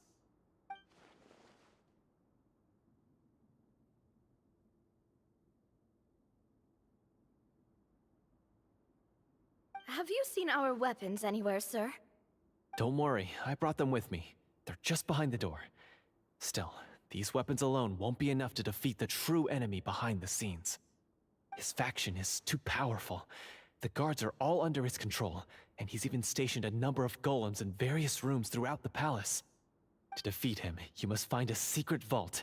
It is said that within that vault, the Marashose hunters of the past left behind a treasure with the power to defeat the sorcerer. You're not coming with us? No, I'll remain in the dungeons to deal with the guards. I'll try my best to distract them so they don't go after you.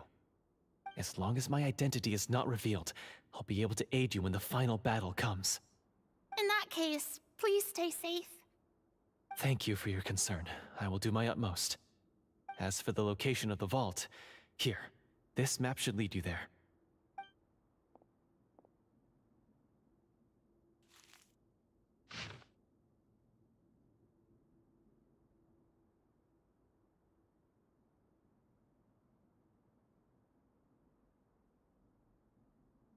Got it. All right, once I open the door, remember to stick close and refrain from making any noise. I'll lead you out of here as quickly as possible. You now have the chance to restore the honor and legacy of the Marashose hunters. So please, get out there and reclaim what's ours. And be sure to exercise caution. With the help of the guard, you successfully escape the dungeons. Your sense of despair and anxiety both seem to fade.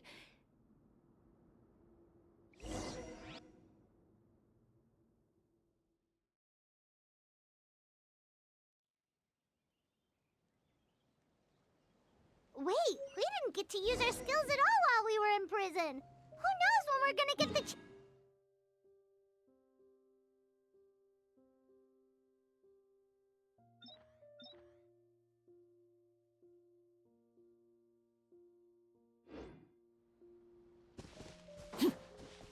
That is a pity, but we can only continue to move forward.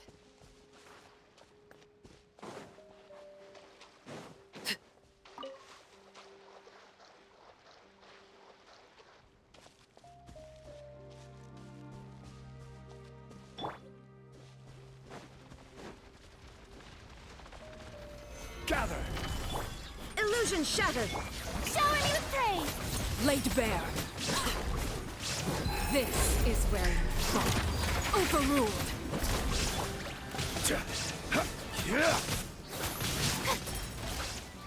There is no escape!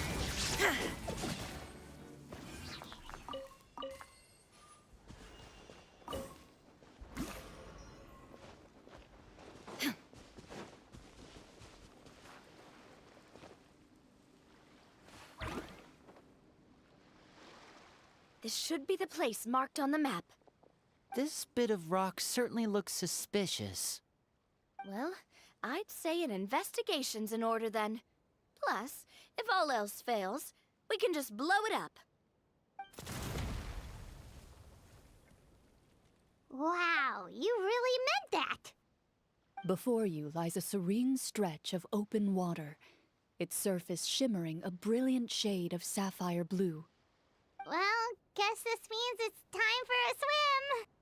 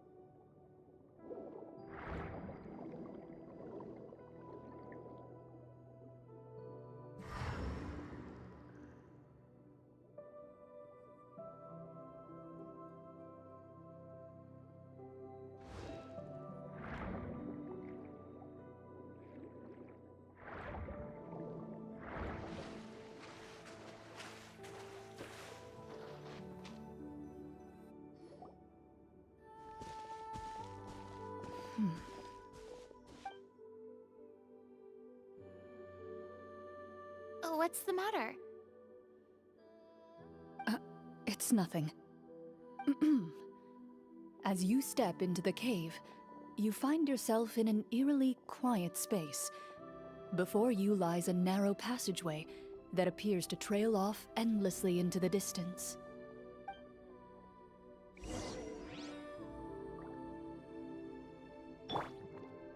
Strike a pose!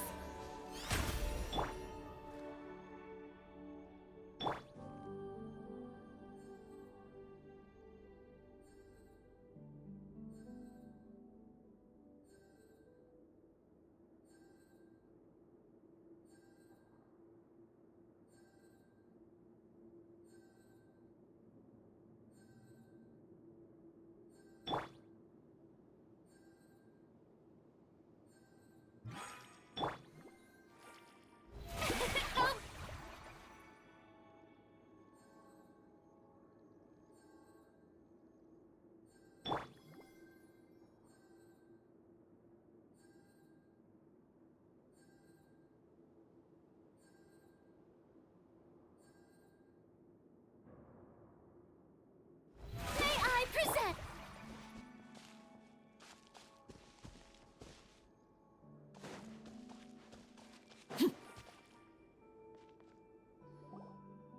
Wow, this must be where the treasure is hidden.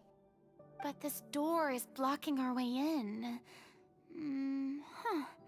It almost looks like it's been. Huh.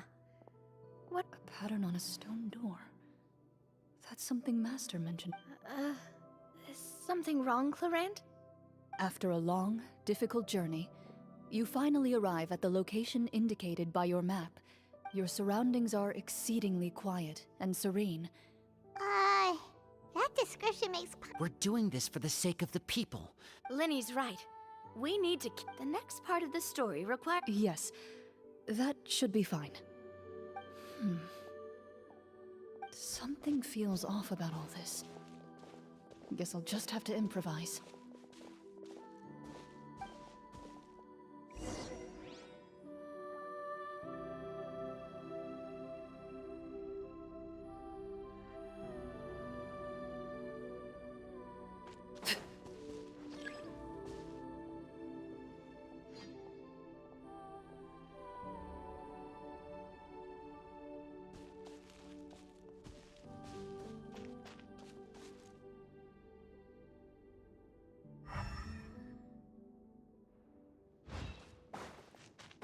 I found something!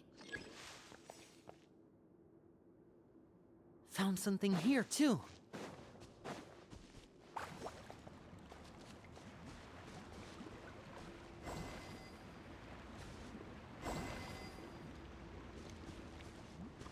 Same here!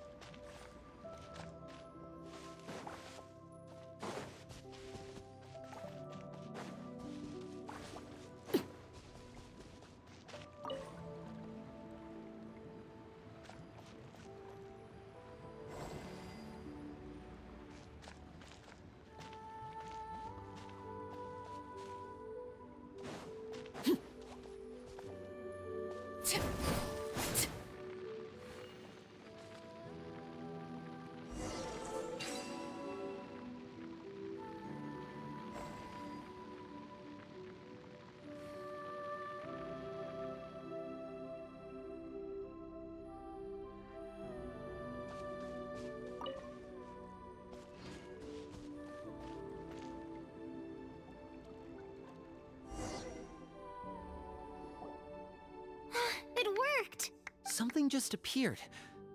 By solving the puzzles, you prove yourselves worth. At the end of each puzzle, you're rewarded with With? a key.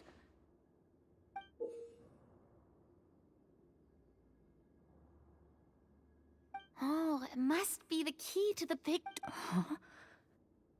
This is one of the Marechaussee Hunter key. It is said that 4 keys in total are required to form the final, complete key. And it seems like we just collected 3 of them. That must mean... Huh? What's wrong? You hear a few strange noises. Suddenly, all the torches in the ruin go out at once. Huh? What's going on? Did we fall into another trap? For the sake of immersion, please close your eyes, everyone.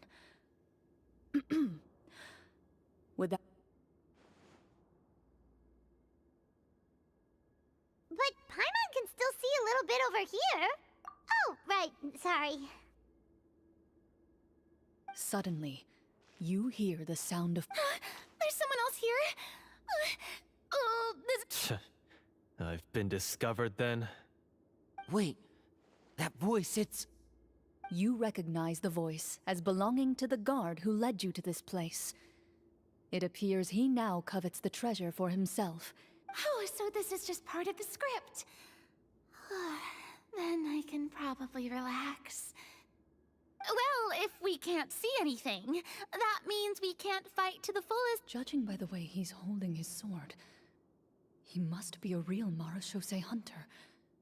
But this isn't part of the script. Retreat! That's not the... Your choice is noted. You got it! Well then.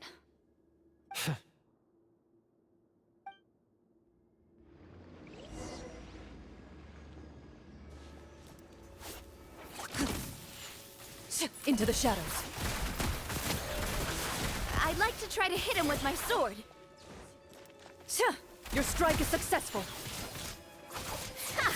You're facing a veteran Marechaussee Hunter. Is he still standing? Goodness, he sure has a lot of HP. Is it over? Can we open our eyes now? The enemy is strong and relentless, but the battle is nearing its end. What about now? Final strike. Ha!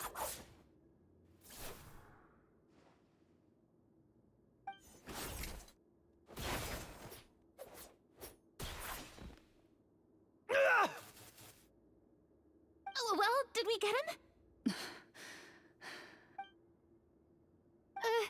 Glorian? Warm fire flickers across the walls once more. Your vision is now clear. In an impressive display of courage, the 4 of you successfully defeat the uninvited guest. That look in his eyes. It's like he became an entirely different... Huh?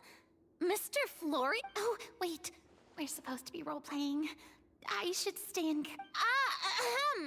Speak your name, guard. Why did you lead us here just to betray us? Is this treasure really more important to you than bringing peace to the kingdom? What kingdom? What peace? Those were nothing but lies! I, Florian, am a true Marechaussee Hunter, descended from hunters of ages past.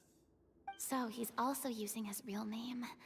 Or, wait, was that the name of his character from the very beginning? Then I'm even more confused. If you truly are a Marechaussee Hunter, shouldn't you want to help us just like you said before? Shouldn't we fight together for the sake of the people? What do you know? In this day and age, there's no glory to be had as a Marechaussee Hunter. What's that supposed to mean? My skills were passed down to me by my father. We lived a life of obscurity in the remote wilderness. Still, he devoted everything he had to being a Marechaussee Hunter. And what did he get in return? A life of poverty and pain. In a world that forgot all about him. When he died, not a single person came to mourn his passing. The Marechaussee Hunters were the ones who saved this city, were heroes. We deserved more recognition and respect than this! Is he talking about how no one in the capital seems to remember the hunters and their legacy? I didn't expect the script to contain this level of social criticism. So that's why you want to take the treasure for yourself? You feel like you're owed fame and wealth? If you already knew where the treasure was located, why didn't you just come down here and take it? Because I still needed the final key. Only a true Marashose hunter is capable of passing through this final door. As someone who sought to hurt others for his own gain, Florian lost that right long ago. Okay, but what is this treasure anyway? We've got all the keys, right? So can we just go in and take a look? You're sure you want to go in? We've been talking about it for so long, of course we want to see what's inside! And we've already defeated Florian, right? So he won't try to take it from us anymore. Pesky brats. Watch yourself. Then let's open the door together. All right. Your choice of action is confirmed.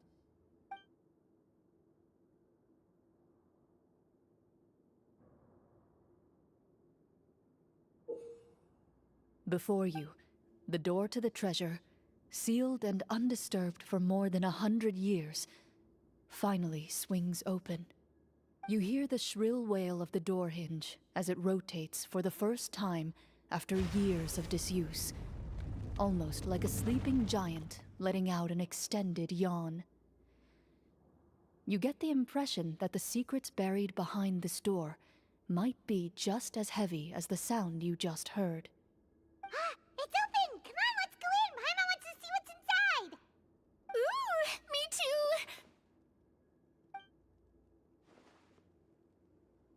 Ugh, uncovering hidden treasure is the most exciting part of adventuring. What do we have here? Uh-huh. A stone tablet? And some shabby weapons? You call this a treasure vault? Looks more like an abandoned warehouse! Maybe the troupe ran out of budget at the end? They provided a super immersive experience at the beginning only to drop the ball at the most important part? They could have at least filled this place with cardboard Mora or something! Wait, I get it now. Paimon, this is the real Marashose hunter treasure. Huh? This is it? The Marashose hunter treasure is just a stone slab and some broken swords? I can't believe it. I refuse to believe it! Whoa, are you okay? The Marashose hunter before you appears to suffer a serious mental breakdown. He needs to leave the room for a moment to collect himself. One of you seems to understand the significance of the treasure already. If the rest of you wish to follow suit, you may remain here in the meantime and explore your surroundings.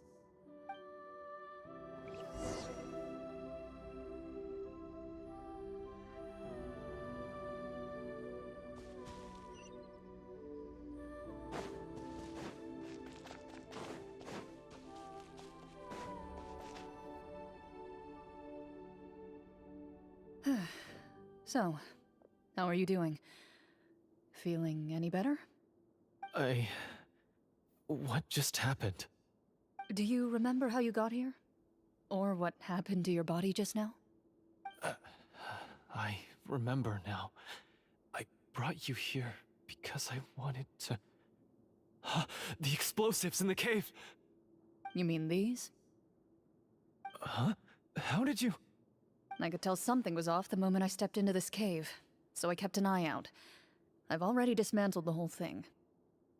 So the strongest champion duelist in all of Fountaine saved the day once again. Guess I shouldn't be surprised. It would seem your skills as a Marashose hunter are as sharp as ever. I deserve some answers, don't you think? Tell me why you wanted to lure me here.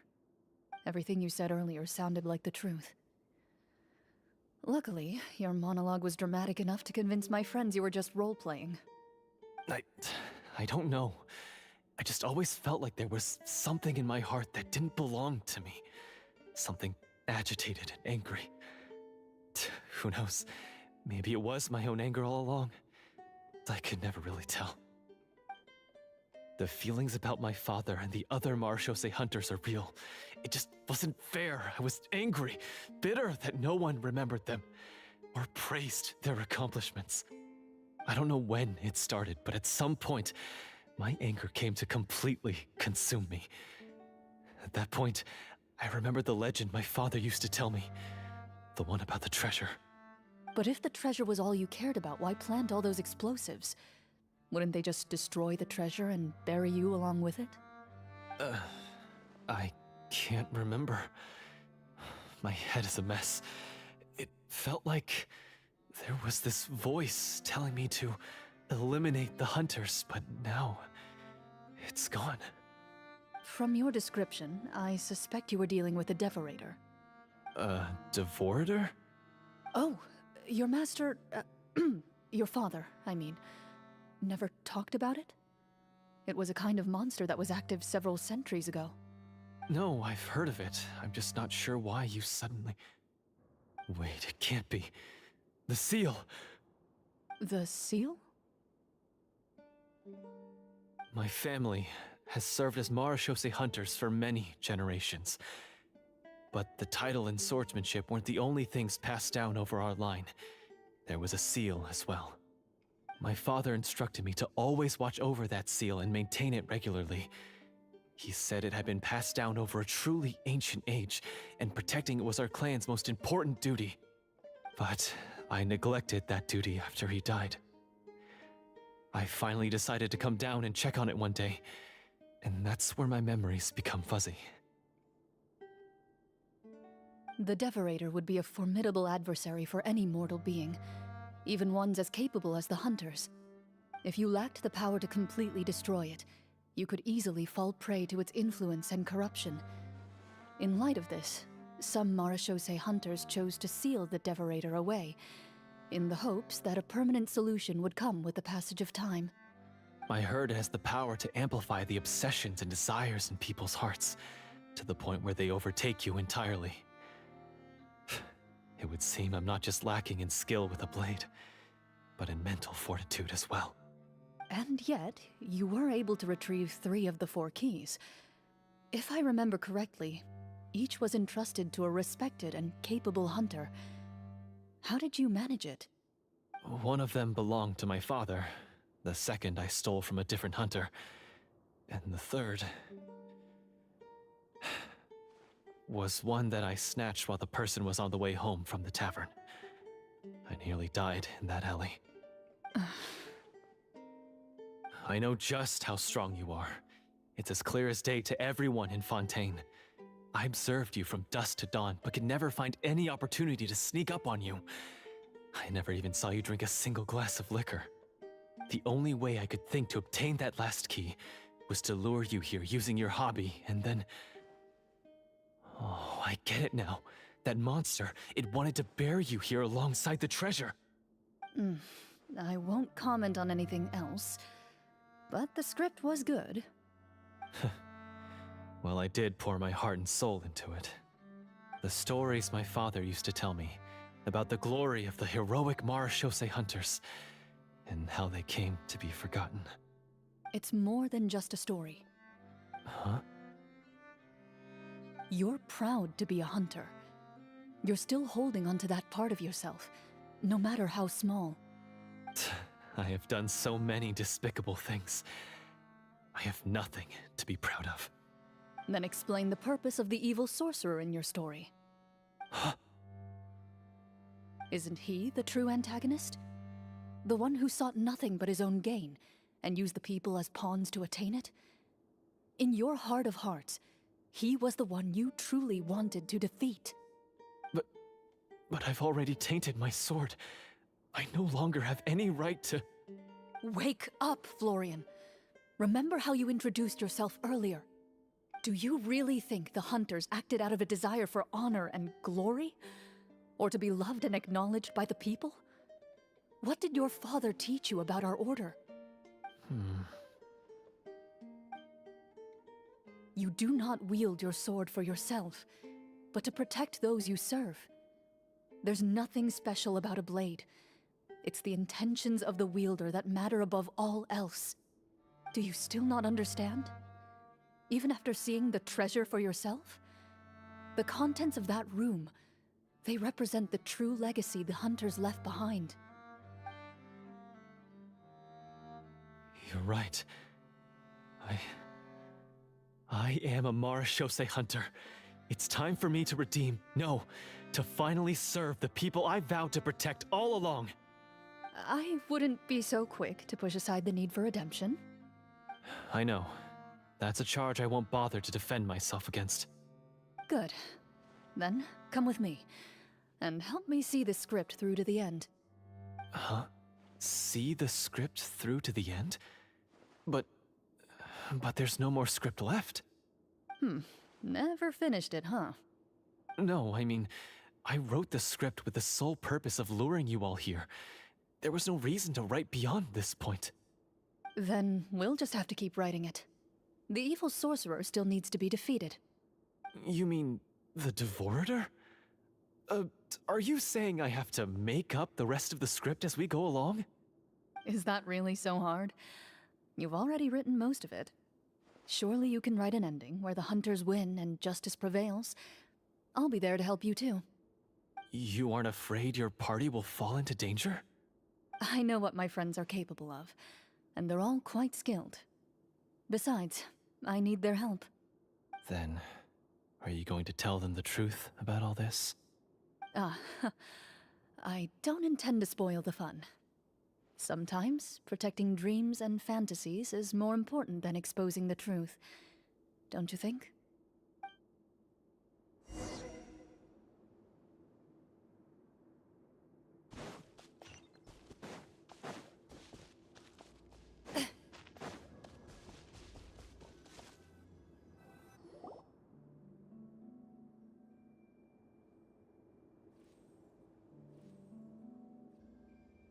They're back!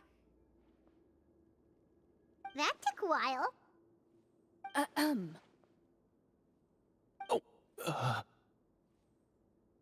Ahem! My fellow Marashose hunters, please forgive me, for I have sinned. Tone it down. Sorry. After crossing swords with you and witnessing your courage in battle, I've rediscovered my true self and regained my pride as a Marashose hunter. Oh, do I smell a redemption arc? I confess, I was brainwashed by the evil sorcerer. He asked me to lure you here so he could bury you in this cave. That little... Wait, you're saying all of that wasn't you, but the evil sorcerer? That's right. He's adept at manipulating the hearts and minds of the people. I fell under his influence because I did not possess a strong enough sense of will. Huh. And how are you going to prove that you're a changed man? We're not going to fall for the same trap twice. To be perfectly honest, I only came to my senses after seeing the treasure. It reminded me of my father's past teachings. The treasure was actually... The names of all the Marashose hunters from ages past and their weapons? Wait, you already know? Of course. Don't underestimate a veteran role player's exploration skills. Oh, wait, I mean Marashose hunter Navia's exploration skills. We just finished reading through the content of the stone tablet. That tablet recorded the lives of some fascinating people. For example, this Marashose hunter called Est. She inherited the responsibilities of the Golden Hunter and passed judgment on many people. But in private, she had a very easygoing personality. Her favorite pastime was singing and dancing with her friends, and she was said to have a beautiful voice. So, she was just like you. Oh, you really think so? Well, when you put it that way, I suppose I also have a few things in common with this Walter. working as an executioner, he supposedly used a countless number of tricks to confound his enemies in battle. Oh, if only I could have seen the feats of magic he pulled off back then. Their lives were all so exciting. You could write so many cool books about their accomplishments. How could they have all been forgotten? Because they chose to be. To hunt monsters that only appear in the shadows, you must also operate in the dark. To be a marechaussee hunter is to willingly give up on wealth and fame. Then this stone tablet must have been left behind by their companions. That's right. Few marechaussee hunters ever revealed their identity to the public. They always protected the city from the shadows. The only time they spoke of their accomplishments would be at night, when they gathered with their fellow hunters in front of the bonfire to share stories of the monsters slain by their hand. So, this tablet was created not so that the hunters would be remembered by the people, but so that they would be remembered by each other. No wonder this place was so well hidden. You regard the stone tablet in solemn silence. The names of your comrades etched onto its surface serve as a reminder that you are never truly alone. The tablet proves that, although a hunter walks a shrouded path, it is not a solitary one. There will always be those who walk beside you, a fact that remains as true today as in ages long past. Their legacies shall continue to be passed down from generation to generation, as everlasting as the stone onto which their names are carved. Father, you once told me that I should seek out the treasure if I ever became lost. So this is what you wanted me to find.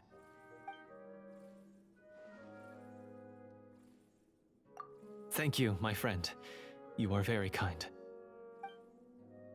I implore you, everyone, please give me a chance to make up for all I've done. Allow me to fight alongside you and defeat the evil sorcerer that threatens the peace and prosperity of everyone in this kingdom. Well, I say we let you join. Sounds good to me too. Everyone makes mistakes. What matters is what you do to make up for them.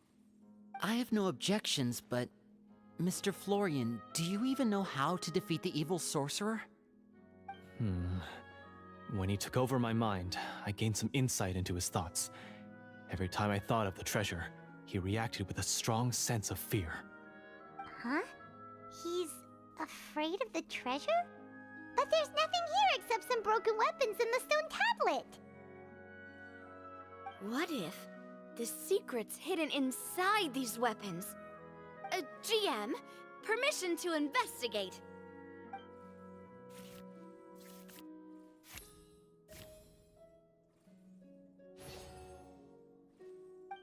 At first glance, the weapons appear absolutely ordinary. But as you observe them, you notice a faint energy emanating from within. These blades have slain countless monsters. Though it's been a long time since they were used in battle, their edges remain sharp, as if they're simply waiting for the next worthy hunter to carry on their legacy. So basically take these with us, right? I'll take this weapon, since it used to belong to Est. Maybe it'll find comfort in being held by someone who appreciates the arts. Ah, good idea. I'll take Mr. Walter's bow then, from one archer magician to another. Paimon's gonna pick a cool weapon too!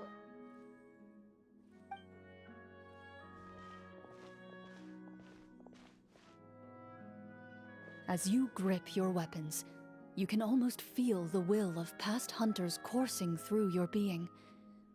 It's a feeling of courage, determination, a silent vow passed down from generation to generation that says, eradicate the monsters, no matter the cost.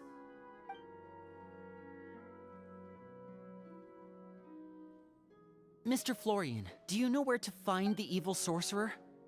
I was able to see his surroundings when our minds were connected. I believe he's currently hiding out at the church in the kingdom. We must be extremely careful. He's spent so long living among monsters that he's now taken the form of one. He will not be easily defeated. Then why don't we explore some more and try to find some higher level gear? We don't want to just fight him and lose, right? Oh, No, we have to strike now. He was greatly weakened when I managed to break out of his control. If we let him rest, he might have time to escape. I agree with Mr. Florian. We've got to act while we have the advantage. Don't forget, the people of the capital are counting on us. Yeah, now that we've got a plan, there's no point in waiting. The longer this drags on, the worse it will be for everybody. Yes, that's what's called...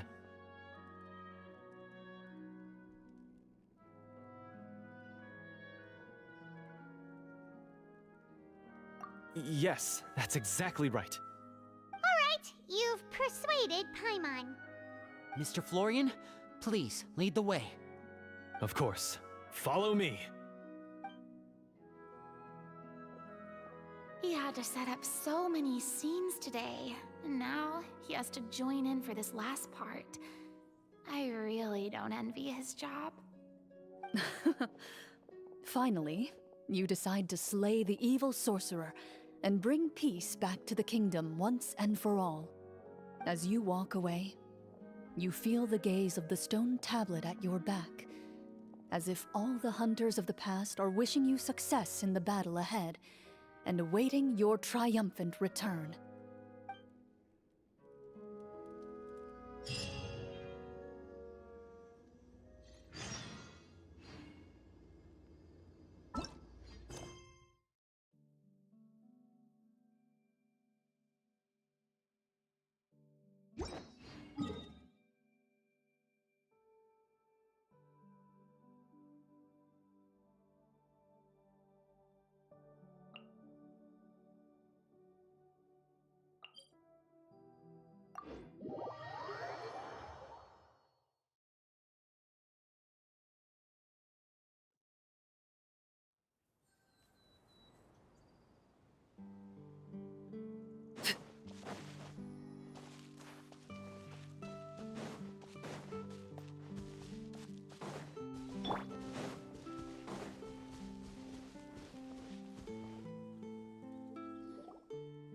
Finally, you arrive at the church Florian described. As you approach, an ominous aura surrounds you. You get the sense that your enemy is close at hand. How strange. This uneasy feeling seems so real. How did they manage that? Now, it is time for the final battle. Let's go!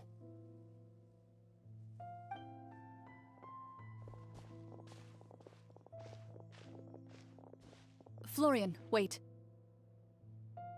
What's wrong? I think you should wait outside. You've already been corrupted by the Devorator once. It could easily re-enter your mind and take control of your body. I don't think it's a good idea for you to be this close. If it corrupts you again, it's possible you might take on a new form entirely. That's exactly why I have to go. Why I should be at the very front. You mean... Yes. I intend to lure it into my body. That's too risky. If things get out of hand, I might have to kill you. Do you understand how dangerous this is? I understand, but if I do this, you'll have a clear and visible target. The Devorator will have a hard time passing up a chance to enter a body it knows how to control. You won't have to worry about any of your friends being taken over. You're not like me, Miss Clorand. You're a just and powerful Marechaussee hunter. The monster broke free due to my error. It's only right that I shoulder the responsibility for its destruction. This is... something that I have to do. Consider it a duel to restore my honor. My only request is that you give it your all.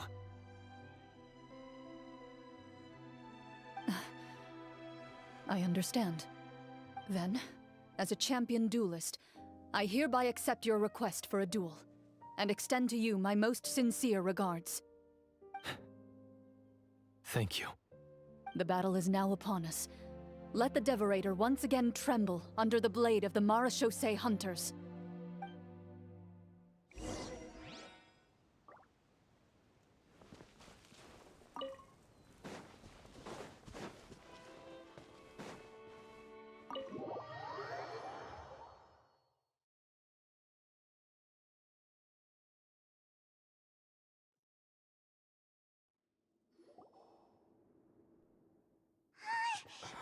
Huh?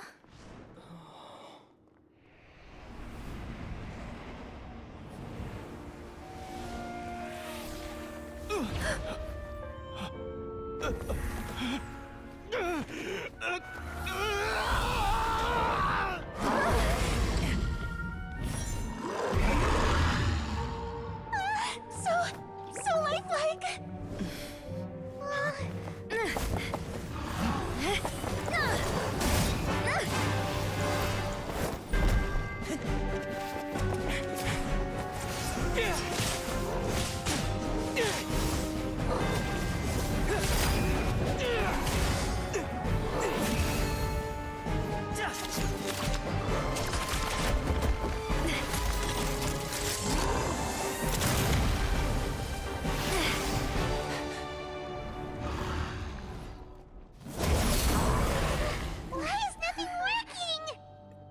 This foe is not invincible.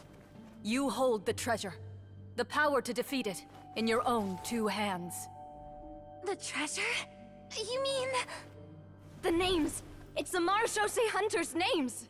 How are we supposed to... You forget, Paimon? There's still one skill we saved until the very end. Hunters fight not for fame, but to aid the people whenever they are summoned. Walter the Marechaussee Hunter, master of 1,000 tricks, executioner of the Phantom Hunters, I call for aid!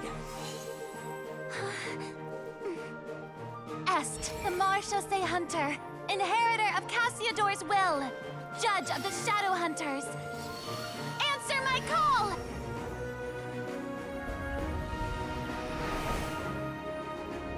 Petronia, protector of justice and order. The hunter I respect the most. Thank you for saving my friend, the best one I'll ever know. Please, lend us your strength!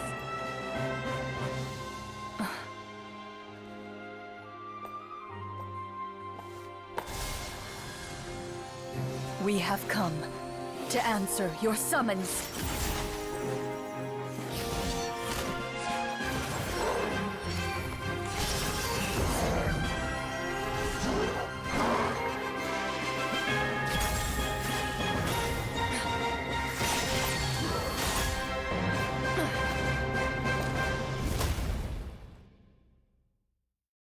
And so, the monsters were eradicated, and the sorcerer was defeated.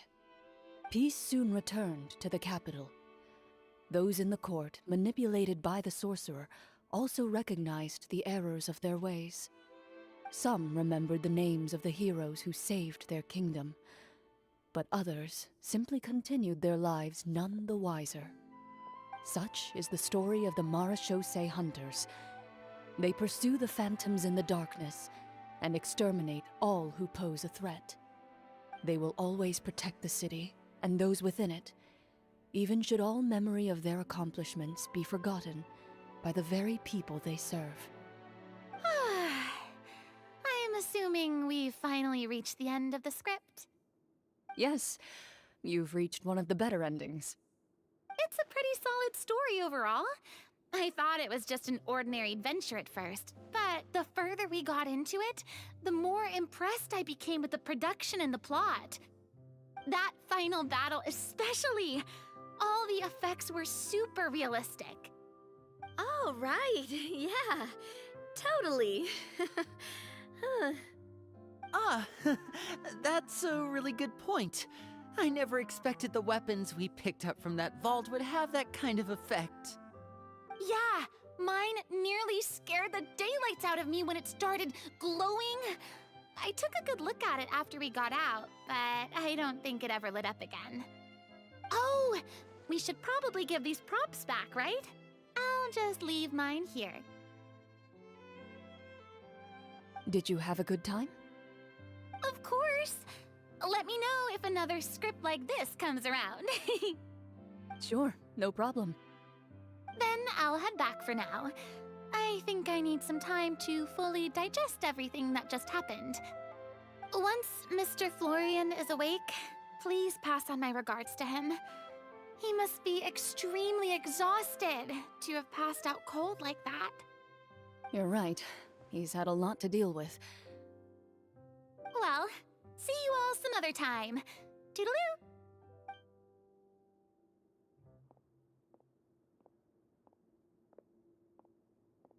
Okay, so, can I ask now? I think it should be fine, yeah.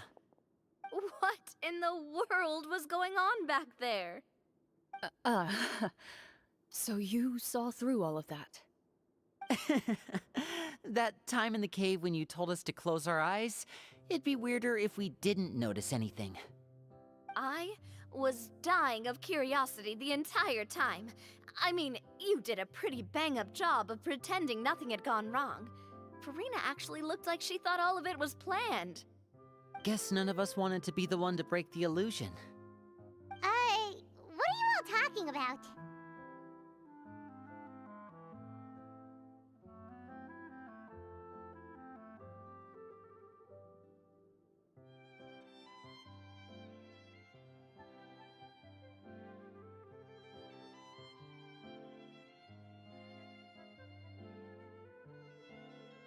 Oh, wait. Don't tell me you never... Ugh, this is all my fault. It's not too late to cover your ears. Here, partner, I'll do it for you. Bit late for that, don't you think? You're saying everything that happened back there wasn't actually part of the script? It's probably more accurate to say this was never a real scripted story to begin with. What? So loud. My head. Hey, you! Get up right now and explain yourself! No shaking, please! Oh, my head.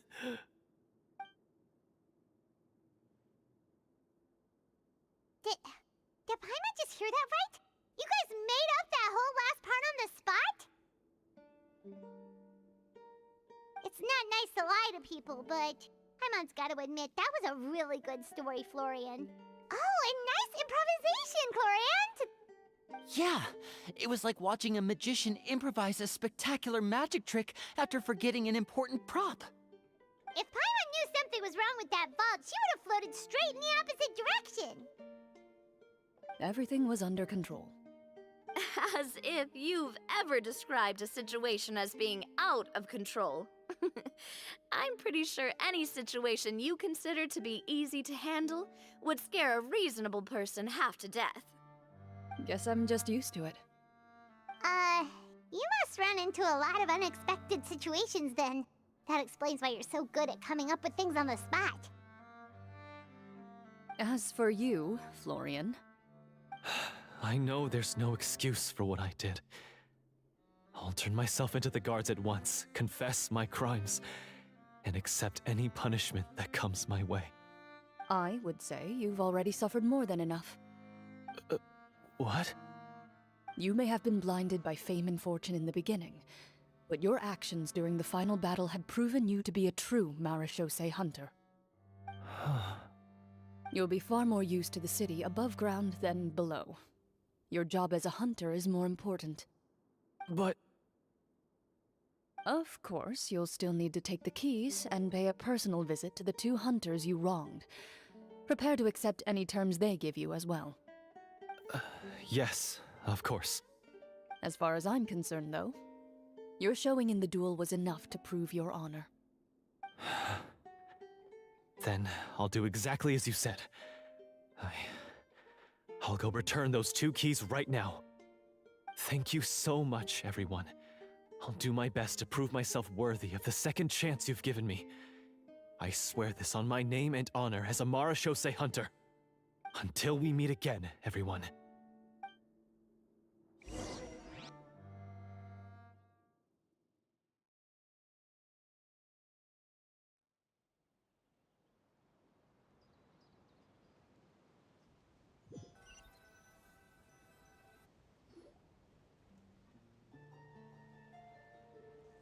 Speaking of Marashose hunters, what should we do about the treasure in that cave?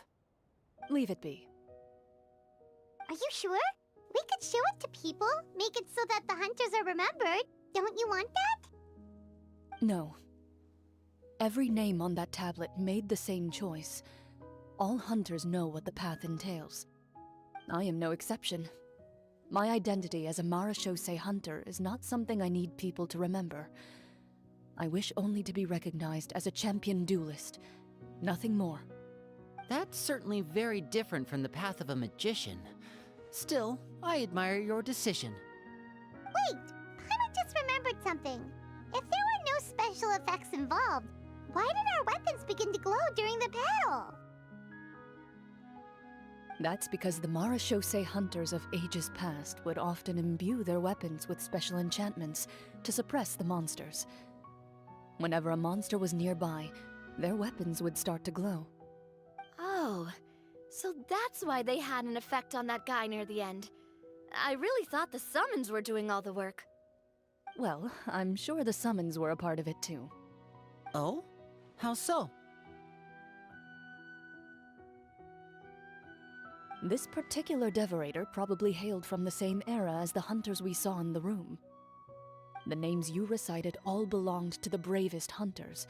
Countless monsters fell to their blades. That's likely why the devorator visibly reacted when you said them out loud. So the names held the power all along! Navia, everything you said during your summon. Huh? Oh, I meant what I said. I mean, it was true to my character, so yeah, I'm glad you heard it. Just don't make me repeat myself. It's embarrassing. I really appreciated those words. All right. Don't get all sentimental on me. Anyway, let's not talk about that anymore. I'm going to go on ahead. Don't fall too far behind now.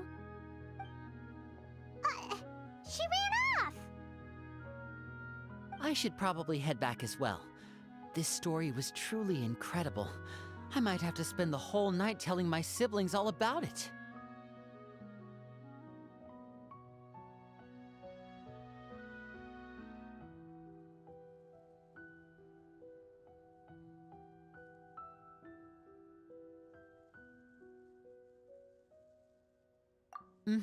Goodbye.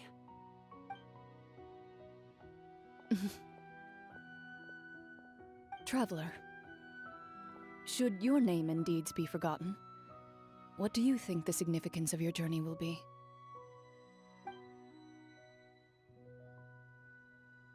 I suppose the significance would be the journey itself and the world we helped create. There's still value in the time I shared with everyone here, in the things we were able to accomplish, even if no one remembers them. A great answer. I'll remember it. Me? The Marashose hunter says nothing in response to that question. Perhaps her answer lies in her silence, an unspoken vow left to echo through the night. The path she walks needs no explanation.